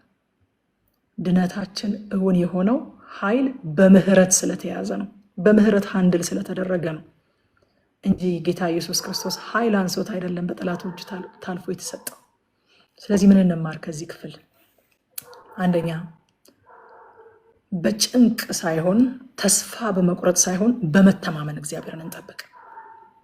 ዝምታችን ተስፋ ከመቁረጥ የሚወጣ ሳይሆን እግዚአብሔርን ከመተማመን እርግጠኛ ከመሆን የሚወጣ ይሁን። በዝምታ እግዚአብሔርን ስንጠብቅ በመተማመን እንጠብቅ። ሁለተኛ፣ የቃሉን እውነት በየዕለቱ ነፍሳችንን እንስበካት። ሰውን ከመስበካችን በፊት ወገኖቼ ነፍሳችንን እንስበካት። ሶስተኛ፣ ትምክህታችን ከየት ነው የሚወጣው ወዳጆች? ከተገኘንበት ቤተሰብ፣ ካካበትነው ሀብት፣ ከተማርነው ትምህርት፣ ካለን እውቅና፣ ካለን ኮኔክሽን፣ ከሲቪያችን ከየት ነው የሚወጣው ትምክህታችን? ከሚያልፍ ነገር ትምክህታችንን አንቅዳ። መጽሐፍ ቅዱስ አትመካ አይልም።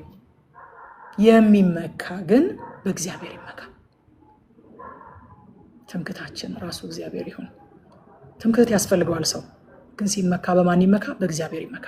አራተኛ፣ ከዚህ ምዕራፍ የምንማረው ኃይልና ምህረትን በፍጽምና የያዘውን እግዚአብሔርን ፐርፌክትሊ አንድ ለሚያደርገውን እግዚአብሔርን እንመን። ወደ ምዕራፍ 63 አልፋለሁ። ምዕራፍ 63 በጣም ቢዩቲፉል፣ በጣም የምንወደው፣ ብዙ ጊዜ የምንሰበከው፣ ብዙ ጊዜ የምንጸልየው፣ በጣም ብዙ ጊዜ ደግሞ የምንዘምረው ምዕራፍ ነው። ግን እኔ ከቀጭኗ ጽሑፍ እጀምራለሁ። ምዕራፍ 63 ያ በጣም የምንወደው መዝሙር የሚጀምረው በኤዶምያስ ምድረ በዳ በነበረ ጊዜ የዳዊት መዝሙር ብሎ ነው የሚጀምረው። ይሄ አምላኬ አምላኬ ወደ አንተ ገሰግሳለሁ፣ ነፍሴ አንተን ተጠማች ምናምን የሚለው ማለት ነው። አዲሱ መደበኛ ትርጉም እግዚአብሔር ሆይ አንተ አምላኬ ነህ፣ አንተን ከልብሻለሁ፣ ውሃ በሌለበት በደረቅና በተራቆተ ምድር ነፍሴ አንተን ተጠማች፣ ስጋዬም አንተን ናፈቀች። በቃ እነዚህ በዚህ መዝሙር ላይ የተጻፉ መዝሙሮችን እንዴት እንደምንወድ ታውቃላችሁ መቼም። ወንጌል አማኞች ሁሉ ይገባቸዋል። በዚህ መዝሙር ላይ በዚህ ክፍል ላይ የተጻፉ መዝሙሮች እንዴት እንደምንወድ፣ ስብከቶችን፣ ጸሎችን እንዴት እንደምንወድ። ይሄ መዝሙር ግን የተዘመረው የት ነው? በኤዶምያስ ምድረ በዳ በነበረ ጊዜ የዳዊት መዝሙር። መቼ? ይህን ጥልቅ የሆነ እግዚአብሔርን መፈለግ፣ ይህን ጥልቅ የሆነ እግዚአብሔርን መጠማት፣ በእግዚአብሔር ሐሴት ማድረግን የሚናገር ተወዳጅ መዝሙር ሲዘምር ዳዊት የት ሆኖ ነው? በምን ሁኔታ ውስጥ ሆኖ ነው? በኤዶምያስ ምድረ በዳ ሆኖ ነው ይህንን መዝሙር የዘመረው። ይሄ እኮ የተመቸው ሰው መዝሙር ነው የሚመስለው። እናንተ ምድረ በዳ ውስጥ ሆናችሁ አድነኝ ነው የሚባለው፣ አውጣኝ ነው የሚባለው፣ የዛሬን ድረስልኝ ነው የሚባለው፣ ወዴት ነህ ነው የሚባለው፣ ምነው ራቅከኝ፣ ምነው አትሰማኝም፣ ረሳኸኝ ወይ ነው የሚባለው። እንዴት ነው ወደ አንተ ገሰግሳለሁ፣ ነፍሴ አንተን ትጠማለች፣ ስጋዬም በአንተ ሐሴት ታደርጋለች የሚባለው? ምድረ በዳ ላይ የሚጸለይ ነገር ጠፍቶ ነው? ምድረ በዳ ላይ የሚዘመር መዝሙር ጠፍቶ ነው? ይሄ መዝሙር እንዴት እዛ ይዘመራል? በኤዶምያስ ምድረ በዳ በነበረ ጊዜ የዳዊት መዝሙር። አዲሱ መደበኛ ትርጉም በይሁዳ ምድረ በዳ በነበረ ጊዜ የዳዊት መዝሙር ይላል። ይሄ እንግዲህ ታሪኩ ሁለተኛ ሳሙኤል ምዕራፍ 11 ጀምሮ ባለው ታሪክ ላይ እንደምናየው ዳዊት ከቤርሳቤህ ጋር በዝሙት ወድቆ ኃጢአቱን ለመደበቅ ባሏን ኦሪዮን አስገድሎ ከዛ እሷን ሚስት አድርጎ ወስዶ ማንም አላወቀብኝም ብሎ ነገሩን አድበስብሶ ሲኖር እግዚአብሔር ቢያንስ የ1 ዓመት ጊዜ ሰጠው። ልጅ ተጸንሶ እስከሚወለድ ድረስ በንስሐ ይመለሳል ብሎ ጊዜ ሰጠው። ሳይመለስ ሲቀር ነቢዩ ናታንን ላከበት። የምታውቁት ነቢዩ ናታን ምሳሌ ነገረው። በአንዲት ከተማ ውስጥ 2 ሰዎች ይኖሩ ነበረ። አንዱ በጣም ባለጠጋ ነው፣ አንዱ ደግሞ ምስኪን ድሃ ነው። ባለጠጋው ሰው በረት ሙሉ ከብቶች አሉት። ድሃው ሰው ደግሞ አንዲት በግ ነበረችው። ያችን በግ እንደ ልጁ ነበረች። ከዋንጫው ትጠጣለች፣ ከገበታው ትበላለች፣ በብብቱ ትተኛለች። በጣም ከሱ ጋር ኢንቲሜት ናት። ከዛ ከስዋት ያ ባለጠጋ ሰው እንግዳ መጣበት እና ፍሪዳ ማረድ ፈለገና ከብዙ መንጎቹ መካከል አንድ ወስዶ ማረድ አሳሳው። ስለዚህ ምን አደረገ? የዛን ድሃ እንደ ልጁ የሚያያትን፣ በብብቱ የሚያስተኛትን፣ ከዋንጫው የሚያጠጣትን፣ ከገበታው የሚያበላትን ያችን በግ ወስዶ አረደበት ብሎ ሲነግረው አቤት መፍረድ ቀላሉ። ዳዊት በጣም ተናደደ። ይሄ የሞት ሰው ሞት ይገባዋል አለ። ሕያው እግዚአብሔርን ስለ አንዲቱ በግ 4 በጎችን ይክፈል፣ እሱ ራሱ ደግሞ ሞት ይገባዋል ሲል ያ ሰው አንተ ነህ አለው ናታን። ያ ሰው አንተ ነህ። እኔ ከረኝነት አምጥቼ ዙፋን ላይ ያስቀመጥኩ፣ የጌታህን ሚስቶች በብብት ጣልኩልህ፣ አከበርኩ። ይሄ ሁሉ አነሰኝ ብትለኝ ደግሞ እኔም ብጠይቀኝ በጨመርኩልህ ነበረ። ሌላ የጎደለ ነገር ካለ በጨመርኩልህ ነበረ።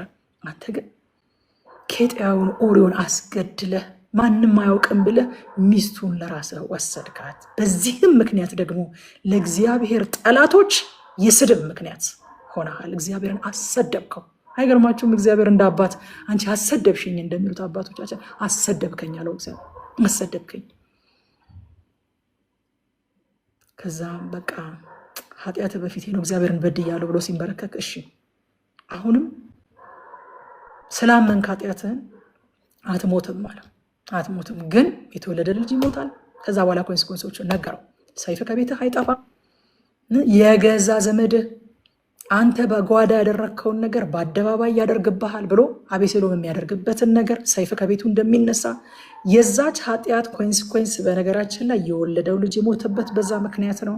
የገዛ ልጁ አምኖን ትዕማርን ሴት ልጁን የደፈረበት እህቱን የደፈረበት ይሄ ምክንያት ነው። ከዛ በኋላ አቤሴሎም ቂም ይዞ የትዕማር የእናቱም ልጅ ስለነበረች ቂም ይዞ አምኖንን የገደለበት ምክንያት ይሄ ነው። ከዛ እንደገና አቤሴሎም ደግሞ ከዙፋኑ ላይ አሳዶት በጠራራ ፀሐይ እስራኤል እያዩት ወደ ቁባቶቹ ገብቶ ያዋረደው በዚች ኃጢአት ምክንያት ነው። እና ይሄ ሁሉ ነገር ተደራርቦበት ይሄ ሁሉ ነገር ደርሶበት ከልጁ ከአቤሴሎም ሸሽቶ በኤዶሚያስ ምድረ በዳ በነበረ ጊዜ የዳዊት መዝሙር። ይህን ሁሉ ታሪክ የነገርኳችሁ ዳዊት በምን አይነት ሲቹዌሽን ውስጥ ሆኖ እንደሚዘምር እንድትረዱት ነው። መዝሙር መቼ መቼ ነው የሚዘምረው? በተለይ ደግሞ ጌታ ሆይ እፈልግሃለሁ እጠማሃለሁ የሚል መዝሙር መቼ መቼ ነው የሚዘመረው? ሲደላ ሲደላ፣ ሲመች ሲመች፣ ጥያቄ ሲያልቅ ሲያልቅ ነው የሚዘመረው። ዳዊት በኤዶሚያስ ምድረ በዳ በነበረ ጊዜ ይህንን መዝሙር ዘመረ። ዙፋኑን ተቀምጧል። በእስራኤል አላፋት ፊት በገዛ ልጁ ተዋርዷል። ልጁ ወደ ቁባቶቹ ገብቶ አዋርዶታል። አማካሪው አኪጦፌል፣ የእስራኤል ሕዝብ፣ የእስራኤል ሽማግሌዎች ጭምር ከድተውታል። ይባስ ብሎ አንድ ተርታ ዜጋ ሳሚ የሚባል እየረገመው እየሰደበው ድንጋይ እየወረወረበት አፈር እየበተነበት በባዶ እግሩ እያለቀሰ ወደ ደብረ ዘይት ተራራ ወጥቷል። ከዛ ይሁዳ ምድረ በዳ ደረሰና እግዚአብሔር ሆይ ከዚህ ጉድ አውጣኝ የሚል ጸሎት ሲጠበቅበት አምላኬ ሆይ እግዚአብሔር ሆይ አንተ አምላኬ ነህ ይላል። እናንተ እግዚአብሔር ሆይ አንተ አምላኬ ነህ፣ አንተን ከልብሻለሁ። ሃሌሉያ። ከመትረፍ በላይ ከዚህ ጉድ ከመውጣት በላይ ወደ ዙፋኔ ከመመለስ በላይ የእስራኤልን ሕዝብ መልሼ ከማግኘት በላይ አማካሪዎቼን ሽማግሌዎቼን መልሼ ከማግኘት በላይ አንተን ከልቤ እሻለሁ። አሁን ከልቤ የምሻው አንተን ነው ይለዋል።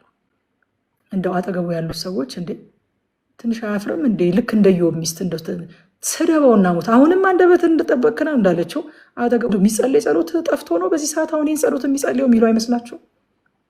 አምላኬ አምላኬ ወደ አንተ ገሰግሳለሁ ይለዋል። እግዚአብሔርን ከመፈለግ ያዘግየን ልባችን ላይ የከበደብን ነገር ምንድን ነው?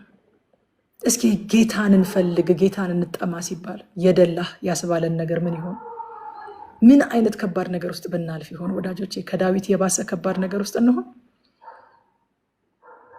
እግዚአብሔር በየትኛውም ጊዜ ይፈልጋል።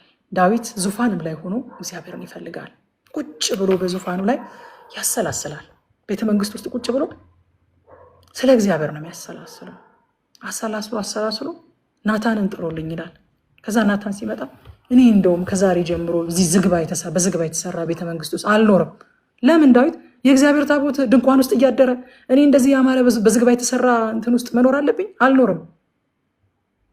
በቃ የልብህን ሀሳብ ተረድቻለሁኝ፣ ግን ግድ የለም አንተ አትሰራልኝም ተብሎ ደግሞ ይላክበታል። ዙፋንም ላይ ቁጭ ብሎ ማንን ነው የሚያሰላስለው? እግዚአብሔርን። ማንን ነው የሚጠማው? እግዚአብሔርን። ምድረ በዳም ቁጭ ብሎ ማንን ነው የሚያሰላስለው? እግዚአብሔርን። ከፍታ ይሆን ወይንስ ዝቅታ እግዚአብሔርን እንዳንፈልግ ያደረገ? አንዳንዴ ከፍታም እንዳንፈልግ ያደርገናል እኮ። ምን ጸልየው ነገር ጠፍቶብን የማንጸልይ እኮ አለን። አንዳንዴ ደግሞ ዝቅታው በጣም ዝቅ ከማለታችን የተነሳ እስኪ ቆይ ከዚህ ልውጣና እንደላሽ አንቺ ከዚህ ልውጣና ከዛ በኋላ እናወራለን የሚልም አለን። ዳዊት ግን በከፍታም በዝቅታም እግዚአብሔርን ይፈልጋል።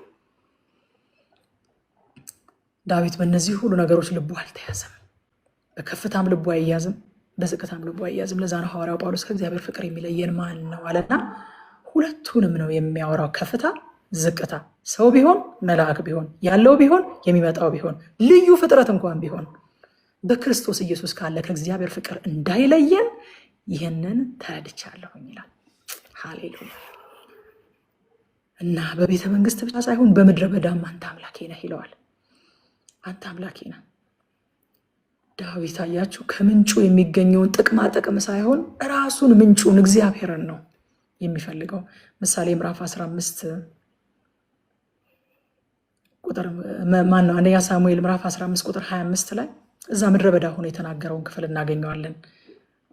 ሳዶቅ ታቦቱን ይዞ ሲከተለው ታቦቱን አታንገላተው አለው። ወደ ከተማ ይዘው ተመለስ ታቦቱን አለ። ከዛ እንደዚህ ያለው ንጉሱ ሳዶቅን የእግዚአብሔርን ታቦት ወደ ከተማ መልስ አለው። በእግዚአብሔር ዓይን ሞገስ አግኝቼ እንደሆነ አለ መልሶ ዙፋኔን ይሰጠኝ ይሆናል፣ መልሶ የእስራኤልን ሕዝብ ያስገዛልኝ ይሆናል፣ መልሶ ቁባቶቼን ይመልስልኝ ይሆናል አይደለም ያለው። በእግዚአብሔር ፊት ሞገስ አግኝቼ እንደሆንኩ መልሶ እሱንና ማደሪያውን ያሳየኛል። ለመመለስ እንኳን የሚጓጓው ታቦቱንና ማደሪያውን ለማየት ነው። ለመመለስ እንኳን ሲጓጓ ማለት ነው። ሃሌሉያ። እኔ እናንተን አላውቅም። እኔ እንዴት በቃ እግዚአብሔር ለምን እንደ ልቤ አይለው፣ ለምን እንደ ልቤ አይለው ይሄን ሰው ነው ያልኩት። በቃ ያየው። ከዛ ቁጥር 2 ላይ ኃይልህንና ክብርህን አይ ዘንድ እንዲሁ በመቅደስህ ውስጥ ተመለከት። ኮንተምፕሌት ያደርጋል። እዛ ምድረ በዳ ላይ ቁጭ ብሎ ኢማጂን ያደርጋል የእግዚአብሔርን ኃይል፣ የእግዚአብሔርን ክብር። እሱን ይናፍቃል፣ ይጠማል። ሃሌሉያ። በእውነት ተመለከትኩ አለ። አያችሁ፣ እግዚአብሔርን የሚፈልጉ በየትኛውም ሁኔታ ውስጥ ቢሆኑ ያዩታል፣ ያየዋል። ምድረ በዳ ላይ ቁጭ ብሎ ኃይልህንና ክብርህን ተመለከትኩኛል፣ በመቅደስ ውስጥ ተመለከትኩኛል። የእግዚአብሔርን ፊት የሚፈልጉ ክብሩ ይገለጥላቸዋል፣ ከመልካም ነገር አይጎድሉም። ለዚህ ነው ጌታ ማቴዎስ ወንጌል ምዕራፍ 5 ቁጥር 6 ላይ ጽድቅን የሚራቡና የሚጠሙ ብፁዓን ናቸው ይጠግባሉ ይላል። በየትኛውም ስፍራ እግዚአብሔርን ፈለጉት ካለ መጽሐፍ ቅዱስ ተገኘላቸው የሚል ቃል ቀጥላችሁ ታገኛላችሁ። እንደውም እኔ ላልገኝ አይደለም ፈልጉኝ ያልኩት ይላል አምላክ እኮ ነው እግዚአብሔር። እናንተ በፍጹም ልባቸው ፈልገውታልና ተገኘላቸው ነው የሚለው መጽሐፍ ቅዱስ። ምድረ በዳ ላይ ሆኖ በፍጹም ልቡ ስለተጠማ እዛው ምድረ በዳ ላይ ሆኖ ኃይልህንና ክብርህን ተመለከትኩኛል። ከዛ ከቁጥር 3 እስከ 5 ድረስ ዳዊት የእግዚአብሔርን ምሕረትና ፍቅር ከህይወት እንኳን ይበልጣል ይላል። ላይፍ ኢትሰልፍ ካንተ ሜርሲ፣ ካንተ የዘላለም ፍቅር አይበልጥም፣ ያንሳል። ምሕረትህ ከህይወት ይበልጣል ይላል። ቁጥር 5 ላይ ነፍሴ በቅቤና በስጋ እንደሚረካ ሰው ትረካለች፣ አፌም በሚያዜሙ ከንፈሮች በደስታ ያወድስሃል ይላል አዲሱ መደበኛ ትርጉም። ዳዊት ንጉስ ነው። አንዳንድ ጊዜ በነገራችን ላይ የማናውቀውን ነገር መናቅ ቀላል ነው። አሁን ከኔና ከእናንተ መሀል ነግሶ የሚያቅሰው የለም አይደል? ዙፋን ላይ ተቀምጦ የሚያቅሰው የለም። ስለዚህ ዙፋን መናቅ አሁን ለእኔ ብትጠይቁኝ ቀላል ነው።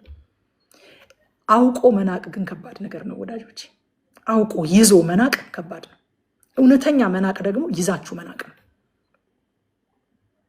ዳዊት ያውቃል፣ ህይወት ምን እንደሆነ ያውቃል፣ ስልጣን ያውቃል፣ ዙፋን ያውቃል፣ በቅቤና በስብ መርካት ምን እንደሆነ ያውቃል። አውቆት ነው የናቀው። አውቆት ነፍሴ ግን የምትረካው በዚህ አይደለም አለ። በአንተ ትረካለች። ተድላን እያወቀ ማለት ነው። እግዚአብሔርን ከሁሉ ያስበልጠዋል። ይዘን መናቅ ይሆንልን፣ በእውነት ይዘን መናቅ ይሆንልን ወዳጆች። እዛ ከቁጥር 6 እስከ 8 በሌሊት ባልጋዬ ላይ ሆኛለሁ ተኝቼ፣ ሌሊት ላይ እዛ ምድረ በዳ ውስጥ እኮ ነው፣ በይሁዳ ምድረ በዳ ነው ያለው እስካሁን ድረስ ተኝቶ። እዛ ምድረ በዳ ከዙፋን ወርዶ የመጣ ሰው ተኝቼ የማስበው እንዴት ዙፋኔን መልሼ እንደሚይዝ አይደለም አለ። አይገርማችሁም? እንቅልፍ አጥቼ የማስበው ከዚህ ምድረ በዳ እንዴት እንደምወጣ አቤሴሎምን እንዴት እንደምበቀል ዙፋኔን እንዴት መልሼ እንደማገኝ አይደለም አለ። አንተን ነው የማሰላስለው። ሃሌሉያ። በመኝታዬ አሰላስልሃለሁኝ አለ። በምድረ በዳ ሆኜ አሰላስልሃለሁ። ከዛ ቁጥር 7 አንተ ረዳቴ ነህና በክንፎች ስር ተጠልዬ በደስታ ዘምራለሁ። አያችሁ፣ ሚስጥሩ አሁን ተገለጠ። ዳዊት ለካ በስጋው በአካል ምድረ በዳ ላይ ቢሆንም በመንፈሱ ግን በእግዚአብሔር ክንፎች ውስጥ ተሸሽጎ ነው የሚዘምረው ይህንን መዝሙር። ሃሌሉያ። ከውጭ የሚያዩት ምድረ በዳ ላይ የተቀመጠ ንጉሥ ነው። እሱ ደግሞ አይ እኔ እኮ ሐሴት እያደረግኩ ያለሁት፣ እኔ እኮ ተዘልዬ ያለሁት፣ እኔ እኮ እግዚአብሔርን እየፈለግኩኝ ያለሁት የተጠለልኩት በጥላው ስር ስለሆነ ነው። በክንፎቹ ስር ነኝ ያለሁት። ምድረ በዳም ሆኜ ግን በክንፎቹ ስር ነው ያለሁት። ያ ነው ሴኪሪቲ። ዙፋን አይደለም፣ ሰራዊት አይደለም፣ እነ ኢዮአብ አይደሉም የኔ ሴኪሪቲ፣ የእግዚአብሔር ክንፎች ናቸው ይላል። ታስታውሳላችሁ አይደለ? ኢዮአብ በጣም እንትን አለ። አይ አሁንስ በዛ አለ እኮ ሳሚ ሲሰድበው ዳዊትን። አይ በዛ አሁንስ ለሱም የሆን እኮ ኃይል አላጣንም፣ ፍቀድልንና ይህን ሰውዬ እንምታው እንውደቅበት አለ። እናንተ የጽሩያ ልጆች አለ ለምን አትተውኝም? ለምን መከራ ትጨምሩብኛላችሁ?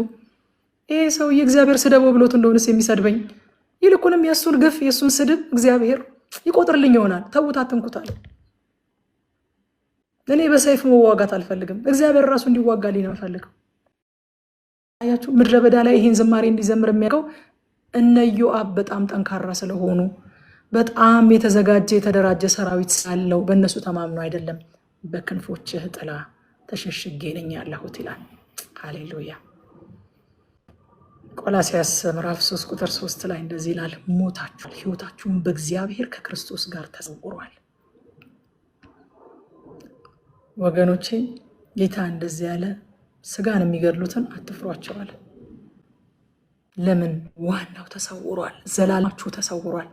ነገር ግን የምትፈሩትን ያሳያችኋለሁ። ስጋን ከገደለ በኋላ ነፍስን ደግሞ ወደ ሲኦል መጨመር የሚችለውን እሱን ፈሩታል። እኛ ምንድነው ህይወታችን? በእግዚአብሔር ከክርስቶስ ጋር ተሰውሯል።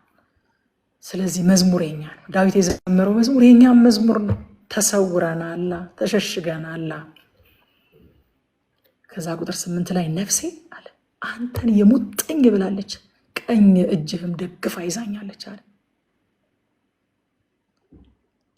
አያችሁ፣ ካህኑ ሳዶቅ ወደ ከተማ ሲመለስ እንደሚረዳው ቃል ገብቶለታል። አማካሪው ኩሲ አንተ እዚህ ምንም አታደርግልኝም አለው። ተከትሎ ታመድ እየነሰነሰ ሲመጣ እዚህ ብትቀመጥ ትከብድብኛለህ እንጂ ምንም አታደርግልኝም፣ ይልቁንም ሂድና አኪጦፌል ከሱ ጋር እንደሆነ ሰምቻለሁ፣ የአኪጦፌልን ምክር አፍረስልኝ፣ አቤሴሎምን በፊቱ ቁምና ምከርልኝ ብሎ ኩሲን ልኮታል። እንዲረዱት ተስፋ የሚያደርጋቸው ሰዎች ወደ ከተማ የተመለሱ አሉ እኮ። ነገር ግን የሙጥኝ የምለው አለ አንተን ነው፣ እግዚአብሔርን ነው፣ ሳዶቅን አይደለም፣ ኩሲን አይደለም። የሙጥኝ የምለው አንተን ነው። ከዛ ከቁጥር 9 እስከ 11 የክፉዎችን ዕጣ ይናገራል። ዳዊት ጠላቶቹ ህይወቱን ሲፈልጓት ሊያጠፉት ሲፈልጉ፣ እሱ ግን የጠላቶቹን ህይወት አይደለም የሚፈልገው፣ ህይወቱ የሆነውን እግዚአብሔርን ነው የሚፈልገው። አይገርማችሁም? ሃሌሉያ። የእሱ ህይወት እኮ እየፈለገ ነው። አቤሴሎም እኮ ቢያገኘው ሊገድለው እየፈለገ ነው። በመጨረሻ እንኳን አቤሴሎም ላይ ሲዘምቱበት ኢዮአብ አለው አቤት ሲለው እባክህ ለብላቴናው ምህረት አድርግለታል። አያችሁ፣ እንደዛ ያዋረደውን ለብላቴናው ለአቤሴሎም ምህረት አድርጉለታል። ዳዊት የጠላቶቹን ህይወት አይደለም የሚፈልገው፣ ህይወቱ የሆነውን እግዚአብሔርን ነው የሚፈልገው። እነሱ እኮ ህይወቱን እየፈለጉ ነው፣ ግን እንደነሱ መልሶ እንደ ስንፍናቸው አይመልስላቸውም። ለጠላት እንደ ስንፍናው መመለስ እኛንም ሰነፍ ያደርገናል። ጠላት ህይወታችንን እየፈለገው ነው፣ እኛ ህይወታችን የሆነውን እግዚአብሔርን እንፈልግ። ሃሌሉያ። ከዛ እንደዚህ ይላል፣ የሰውን ነፍስ የሚሹ ይጠፋሉ። በቃ እግዚአብሔርን የሚፈልጉ ግን ይረካሉ፣ ይከብራሉ የሚል ሀሳብ ይነግረናል። ምን እንማር ከዚህ ምዕራፍ?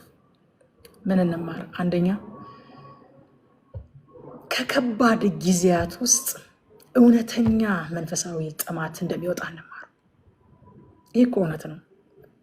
እናንተ ኤክስፒሪየንስ አላደረጋችሁት እንደሆነ አላውቅም፣ ግን ብዙዎቻችን ጌታ ኢየሱስ ክርስቶስን አምነን ወደ ጌታ ስንመጣ የሆነች አጭርም ትሁን ረጅም ያለፍናት ምድረ በዳ አለች።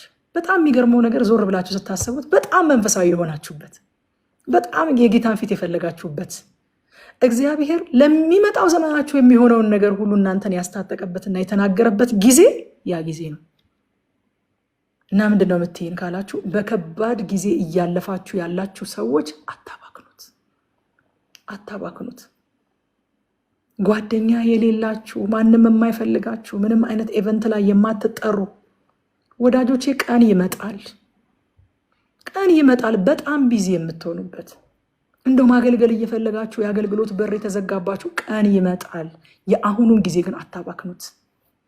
እግዚአብሔርን ፈልጉበት፣ ፊቱን ፈልጉበት፣ ድምፁን ፈልጉበት፣ ታጠቁበት፣ ከጌታ ጋር ጊዜ አሳልፉበት። ረጅም ጊዜ ይመስላል፣ ያ ጊዜ ረጅም ጊዜ ይመስላል፣ ግን ካለፈ በኋላ ረጅም እንዳልሆነ ይገባችኋል። ብቸኛ የነበርኩበት ጊዜ ነበረ። እኔ ወደ ጌታ እንደመጣሁኝ ያው እንደምታውቁት ህይወቴም ሌላ ስለነበረ ከሩቅ ቦታ ስለመጣሁኝ ጓደኞቼ እዛ ቀርተዋል፣ የማውቃቸው ሰዎች እዛ ቀርተዋል። ምንም እኔን የሚመስል እኔን ከዚህ ቀደም የሚያቀኝ ምንም አይነት ሰው የለም። ስለዚህ ከጠዋት እስከ ማታ ስራዬን አቆሜያለሁ። ስራ የለኝም፣ ጓደኛ የለኝም። ከጠዋት እስከ ማታ ድረስ የማስበው ቸርች የሚሄድበትን ሰዓት ነው እና ከ9 ሰዓት ጀምሮ ነው በቃ የምዘጋጀውና ከቤትም ወጣው ቸርች ለመሄድ ሌላ ምንም ነገር ስለሌለኝ ማለት ነው። እና ብዙ ጊዜ ተናግሬያለሁ ይህን ምስክርነት። አንድ ቀን አንድ አገልጋይ እያገለገለ እኔ በቃ 10 ሰዓት ሲል ቸርች ደርሳለሁኝ። ልክ መዝሙር ይከፈታል፣ ቸርቹ ባዶ ነው። ቁጭ ብዬ መዝሙር እየሰማሁኝ ምናምን በቃ ጸልያለሁኝ፣ እግዚአብሔርን ቃል አነባለሁኝ ፕሮግራም እስከሚጀመር ድረስ። እና አገልጋዩ አንድ ቀን እያገለገለ ምን አለ፣ እዚህ መካከል አለ በቃ ወደ ጌታ መታችሁ ሰው አልባ የሆናችሁ ከጠዋት ጀምሮ ሌላ ምንም የምትሄዱበት ቦታ የሌላችሁ እና የቸርች ሰዓት ብቻ ስንት ሰዓት ነው እያላችሁ እየቆጠራችሁ የምትመጡ ባይተዋር ሰዎች አላችሁ አለ። ግን የወደዳችሁት ጌታ ወዳጅ ያበዛላችኋል። ነገ ማንን አግኝቼ ማንን ትቼ ብላችሁ ስልክ ማንሳት እስከማትችሉ ድረስ ቢዚ የምትሆኑበት ቀን ይመጣል አለ። እና ይህን ጊዜ ግን በቃ ከጌታ ጋር አሳልፉት ብሎ ሲናገር በጣም ገረመኝ። አዲስ ሰው ነኝ፣ እግዚአብሔር እንደዚህ ይናገራል እንዴ? እኔ ነው እንዴ እየተናገረ ያለው? አይቶኝ ነው እንዴ በጊዜ ስገባ ሁሉ አልኩኝ። በቃ ደነገጥኩኝ። ያ ቀን መጣ። ወዳጄ ወዳጅ አበዛልኝ። አይገርማችሁም? ወዳጄ ወዳጅ አበዛልኝ።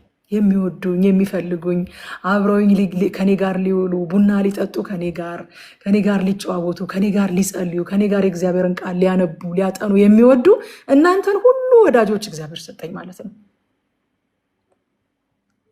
ያልፋል። የባይተዋርነት ጊዜ ያልፋል። ከባድ ጊዜ ያልፋል። ምድረ በዳ ያልፋል። ያቺን ጊዜ ግን ሌላ መሄጃም ስላልነበረኝ፣ ሌላ ምንም የማደርገውም ነገር ስላልነበረኝ መጽሐፍ ቅዱሴን አቀልማለሁ፣ አነባለሁ፣ እጽፋለሁኝ፣ ደብተሮች እገዛለሁኝ። በእያንዳንዱ ርዕስ አንዳንድ ደብተር እየገዛሁኝ የእግዚአብሔር ቃል የሚል አንድ ደብተር፣ መንፈስ ቅዱስ የሚል ሌላ ደብተር፣ እንደዚህ እምነት የሚል ሌላ ደብተር እያዘጋጀሁኝ የእግዚአብሔርን ቃል አጠናለሁኝ። አሁን ሳስበው አነሰብኝ። ምን ነው የበለጠ ጊዜ ኖሮኝ በሆነ ላለሁኝ። ዛሬ የሚፈለገውን ዲማንዱን ስታዩት ማለት ነው፣ ዲማንዱን ስታዩት የዛን ጊዜ ምን ነው ከዛ የበለጠ ጊዜ በኖረኝ ኖሮ፣ ከዛ ለረዘመ ጊዜ ምን ነው ባይተዋር ሆኜ በነበረ ኖሮ እላለሁኝ። በጌታ ፊት ነው የምነግራችሁ። ይሄው የሚያውቁኝ ያውቃሉ፣ ለነረቁ ነግራቸዋለሁኝ። ረጅም ይመስላችሁ የዝግጅት ጊዜ ነገ እርሻው ላይ ስትወጡ ያለውን ዲማንድ ስታዩት ያጥርባችኋል። ምን ነው በጣም ረጅም ጊዜ በኖረኝ ኖሮ ትላላችኋል። እና ከባድ ጊዜ ውስጥ የምታልፉ ተጠቀሙበት። ከባድ ጊዜ እውነተኛ መንፈሳዊ ጥማትን፣ የማይረሳ ጊዜ ከጌታ ጋር እንድታሳልፉ እድል አድርጋችሁ መጠቀም ትችላላችሁ። ሁለተኛ የእግዚአብሔር እጅ ብቻ ሳይሆን የእግዚአብሔር ፊት ፈላጊዎች መሆንን ለማመድ። በቃ ዳዊት አሁን እጁን መጠየቅ ይችላል። እዛ ቦታ ላይ በኃይል የእግዚአብሔር እጅ የሚያስፈልገው ቦታ ነው። ግን በጣም የሚገርማችሁ ነገር ሰው የእግዚአብሔርን እጅ ፈልጎ እግዚአብሔር ቸር ስለሆነ የእግዚአብሔርን እጅ ያገኛል። የእግዚአብሔርን ፊት ሲፈልግ ግን ፊቱንም እጁንም ያገኛል። ሃሌሉያ! ከሁለቱም አይጎድልም። ደስ አይላችሁ? ጌታን ተጠምቶ ጌታን ወዶ የጸሎት ርዕሶቹን ረስቶ፣ ብዙ ጊዜ እኔ በርዕስ አልጸልይም። የጸሎት ርዕሶቹን ረስቶ በቃ በጌታ ፊት ነፍሱን አፍስሶ ህልውናውን በቃ በጣም ኢንጆይ አድርጎ ፍቅሩ፣ ምህረቱ፣ ማንነቱ፣ ባህሪው ገርሞት በእግዚአብሔር ተደንቆ ጥያቄዎቹን ሳይጠይቅ የተነሳ ሰው ምንም ማድረግ አልችልም እንግዲህ በቃ ስላልጠየቅ የሚባል ይመስላችኋል? አይባልም። እስኪ ፊቱን ፈልጉ እጁንም አታጡ። በእውነት እጁንም አታጡ። ስለዚህ ፊቱን መፈለግ እንለማመድ። አለቃለኝ። ሶስተኛ ችግሩን ከማሰላሰል ወጥተን እግዚአብሔርን እናሰላስል።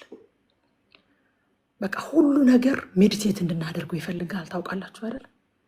ሁሉ ነገር ምሽግ መስራት ይፈልጋል በውስጣችን። ወደ ጎን እናደርገውና መምረጥ እንችላለን።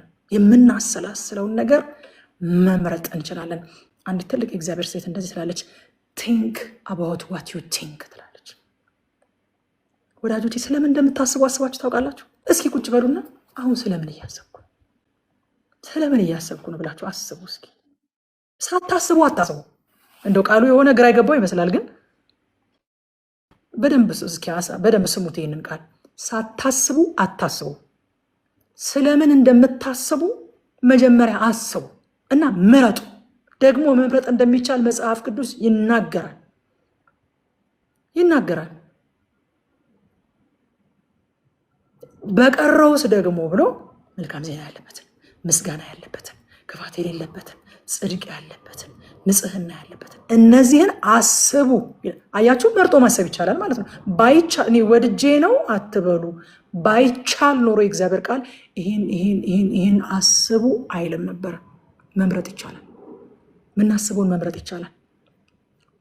ግን አንድ ሚስጥር እነግራችኋለሁ። ነፍስ ወይንም አእምሮ አለማሰብ አይችልም።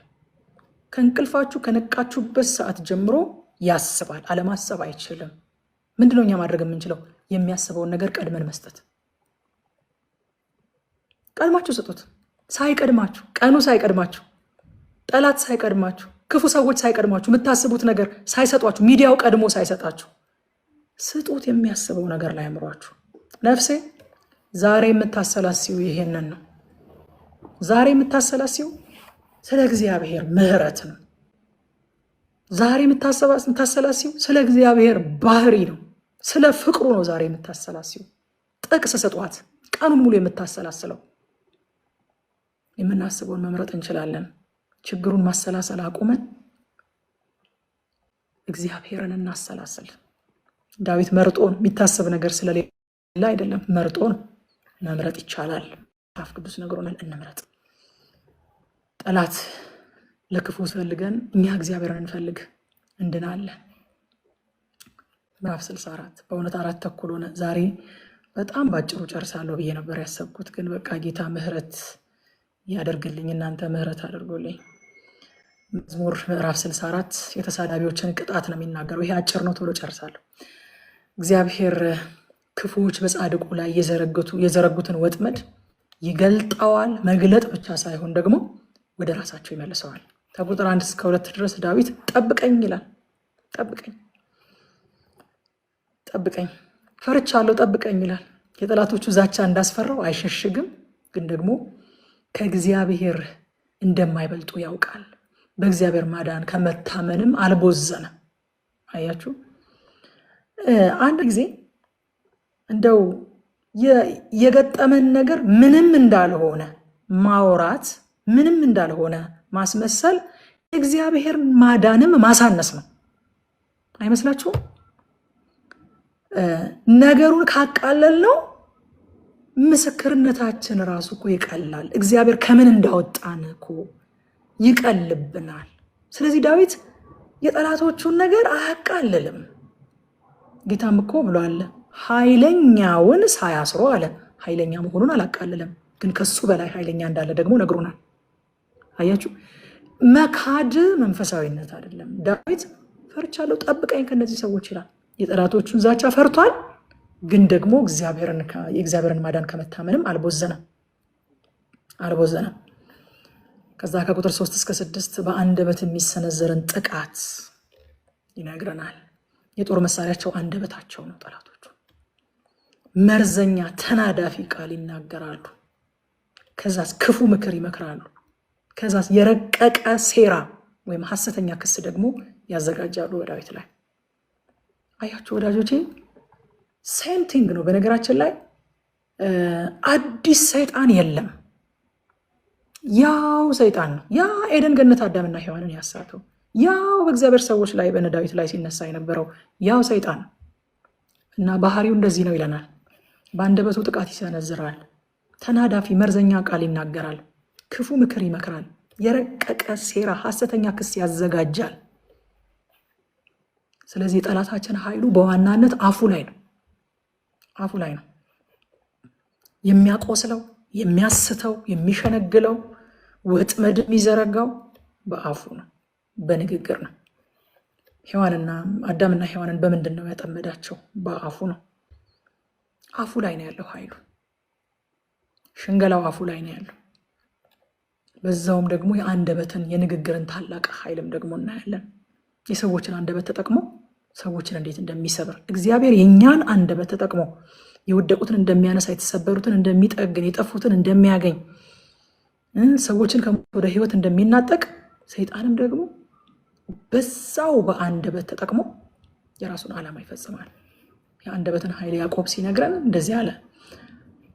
ምዕራፍ 3 ቁጥር 6 ላይ አንደበት እሳት ነው፣ አንደበት በብልቶች መካከል አመፀኛ ዓለም ሆኗል፣ ስጋን ሁሉ ያሳድፋል፣ የፍጥረትን ሩጫ ያቃጥላል፣ በገሃነምም ይቃጠላል። እንደው ከሰውነት ብልቶች መካከል እኮ ትንሿ አንደበት ናት አለ። ግን አመፀኛ ዓለም ነው፣ ስጋን ሁሉ ያሳድፋል፣ የፍጥረትን ሩጫ ያቃጥላል፣ በገሃነምም ይቃጠላል። ከዛ እነዚህ ሰዎች ደግሞ ሌላው የዳዊት ጠላቶች ምን ይላሉ? ማን ያየናል ይላሉ። አያችሁ፣ የተሰወረ ኃጢአት ባህሪው ለእግዚአብሔር ማንነት ያሳውረናል፣ ለእግዚአብሔር ሁሉን አዋቂነት ያሳውረናል። ማን ያየናል? ማን ያየናል? ለባህሪው አሳውሯቸዋል። እዛ ቁጥር 7 ላይ እግዚአብሔር ግን በፍላጻው ይነድፋቸዋል፣ እነርሱም ድንገት ይቆስላሉ ይላል አዲስ መደበኛ ተርጉም። ድንገት ይቆስላሉ። ምክንያቱም እነሱ ክፋታቸውን በሚስጥር አደረጉት፣ እግዚአብሔር ግን በአደባባይ ይከፍላቸዋል። ለምን ካላችሁ ዘር ባህሪው እንደዛ ነው። ዘር ነው የዘሩት እነሱ። ዘር ሲዘራ ጥቂት ነው። ዘር ሲዘራ አይታይም። አጨዳው አዝመራው ግን ብዙ ነው፣ ደግሞስ የተገለጠ ነው እና እግዚአብሔር እንደዛ ያደርጋቸዋል ይለናል። ከዛ ከቁጥር 8 እስከ 9 ለሌሎች በዘረጉት በዚያ ወጥመድ በአንደበታቸው ደግሞ እነሱ እንደሚያዙ ይነግረናል። በገዛ ምላሳቸው ያሰናክላቸዋል፣ ጥፋትን ያመጣባቸዋል፣ የሚያዩአቸውም ሁሉ በትዝብት ራሳቸውን ይነቀንቃሉ ይላል። ማንኛውም ዘር ወዳጆቼ አፍተር ኢትስ ካይንድ ነው የሚያፈራው፣ እንደ ወገኑ ነው የሚያፈራው። እኔ እንዴት አድርጌ ልጨርስ? ትንሽ ነው የቀረኝ፣ ታገሱኝ። ዘፍጥረት ምዕራፍ 1 ላይ ታስታውሳላችሁ አይደለ? እግዚአብሔር ይህን ሁሉ የሚታየውን ነገር በዚህ ብዛት አልፈጠረም። አንዱን ነገር ይፈጥርና እንደ ወገኑ ይላል። አፍተር ኢትስ ካይንድ እንደ ወገኑ ያብቅል ይላል፣ እንደ ወገኑ ያፍራ ይላል እግዚአብሔር። ሰውም እንደ ወገኑ ነው የተባዛው። እንስሳት እንደ ወገናቸው ነው የተባዙት። እጽዋት እንደ ወገናቸው፣ በባህር ውስጥ ያሉ አንበሪዎች እንደ ወገናቸው፣ ወፎች በአየር ላይ የሚበሩ እንደ ወገናቸው። እንደ ወገኑ ነው ዘር የሚያፈራው። ምን እየዘራን ነው ወዳጆቼ? በጣም የሚገርማችሁ ነገር እያንዳንዱ ነገር ዘር እንደሆነ ያምናለሁ። መስማት ዘር እንደሆነ ታውቃላችሁ። የማይሰማ ሰው አይሰማም። ማክበር ዘር እንደሆነ ታውቃላችሁ። የማያከብር ሰው አይከበርም። መገዛት ዘር እንደሆነ ታውቃላችሁ። የማትገዙ ከሆነ ሰው አይገዛላችሁ። የማትታዘዙ ከሆነ ሰው አይታዘዝላችሁ። አፍተር ኢትስ ካይንድ ነው የሚያበቅለው የምንዘራው ነገር ሁሉ። እነዚህ ሰዎች የዘሩት ነገር ራሱ በአንደበታቸው አይደል የዘሩት፣ በገዛ አንደበታቸው ደግሞ እግዚአብሔር ይጥላቸዋል፣ ለዛውም አብዝቶ። ዘር ደግሞ መልካምም ይሁን ክፉ በባህሪው በዝቶ ነው የሚበቅለው። ለዛ ነው እግዚአብሔር ንፋስን ዘራችሁ አላቸውና አውሎ ንፋስን አጨዳችሁ ይላል። እውነት ነው። የሚሰማ ሰው ይሰማል። የዘራውን ነው ሰው የሚያጭደው። ስለዚህ ማንኛውም ዘር እንደ ወገኑ ስለሚያፈራ ስለምንዘራው ነገር እንጠንቀቅ። ማጨድ የማንፈልገውን ነገር አንዝራ። ቁጥር 9 ሰዎች ሁሉ ፈሩ ይላል። ተቀጡ እነዛ ሰዎችና ሰዎች ሁሉ ፈሩ፣ የእግዚአብሔርንም ስራ ተናገሩ፣ ስራውንም አስተዋሉ ይላል። አያችሁ፣ የእግዚአብሔር ፍርድ ከቅጣት ያለፈ ግብ አለው። ግብ አለው። ቁጥር 10 ላይ ጻድቅ በእግዚአብሔር ደስ ይበለው፣ እርሱን መጠጊያ ያድርገው፣ ልበ ቅኖችም ሁሉ ደስ ይበላቸው። አያችሁ፣ ተቀጡ እኮ ጠላቶቹ። ከላይ በጣም ፈራኋቸው ጠብቀኝ ምናምን ሲለው የነበረው ጠላቶቹን እግዚአብሔር ቀጣቸው። ከዛ ግን ምን አለ? ጻድቅ ግን አለ ጠላቶቹ ስለተቀጡ ሳይሆን በእግዚአብሔር ነው ደስ የሚለው፣ በበቀል አይደለም ደስ የሚለው። እግዚአብሔር አይወድም። ታውቃላችሁ፣ እኔ የእግዚአብሔር ባህሪ ሳጠና መጽሐፍ ቅዱስ የገባኝ ነገር ራሱ ቀጥቶ ራሱ በሰው መቀጣት ደስ ሲላችሁ አይወድም። አይገርማችሁ? እንደውም ለተቀጣው ሰው እንድትጸልዩለት ነው ኤክስፔክት የሚያደርገው እግዚአብሔር። ራሱ ቀጥቶ እኮ ነው። አይወድም፣ ደስ አይሰኝም። ከክፉ ነገር ጋር ደስ እንድንሰኝ፣ በሰዎች በገጠማቸው ዲዛስተር ደስ እንድንሰኝ አይፈልግም። ራሱ ቀጥቶ እንኳን እሰይ ብለን በእግዚአብሔር ነው ጻድቅ ደስ የሚለዋለን። ጠላቶቹ በመቀጣታቸው ሳይሆን በእግዚአብሔር ነው ደስ የሚለዋለን። ምን እንማር ከዚህ ምዕራፍ? ጨርሻለሁ። አንደኛ፣ እግዚአብሔር በስውር የሚሰነዘርብንን ጥቃት ያውቃል። እግዚአብሔር የማያውቀው ጥቃት የለም፣ ደግሞም ያድነናል። ሁለተኛ፣ አንደበት ታላቅ ኃይል ያለው መሳሪያ ስለሆነ እንዴት እንደምንጠቀምበት እንጠንቀቅ። ይሰብራል፣ ይጠግናል፣ ያቆስላል፣ ይፈውሳል። ስለዚህ ለአንደበታችን እንጠንቀቅ።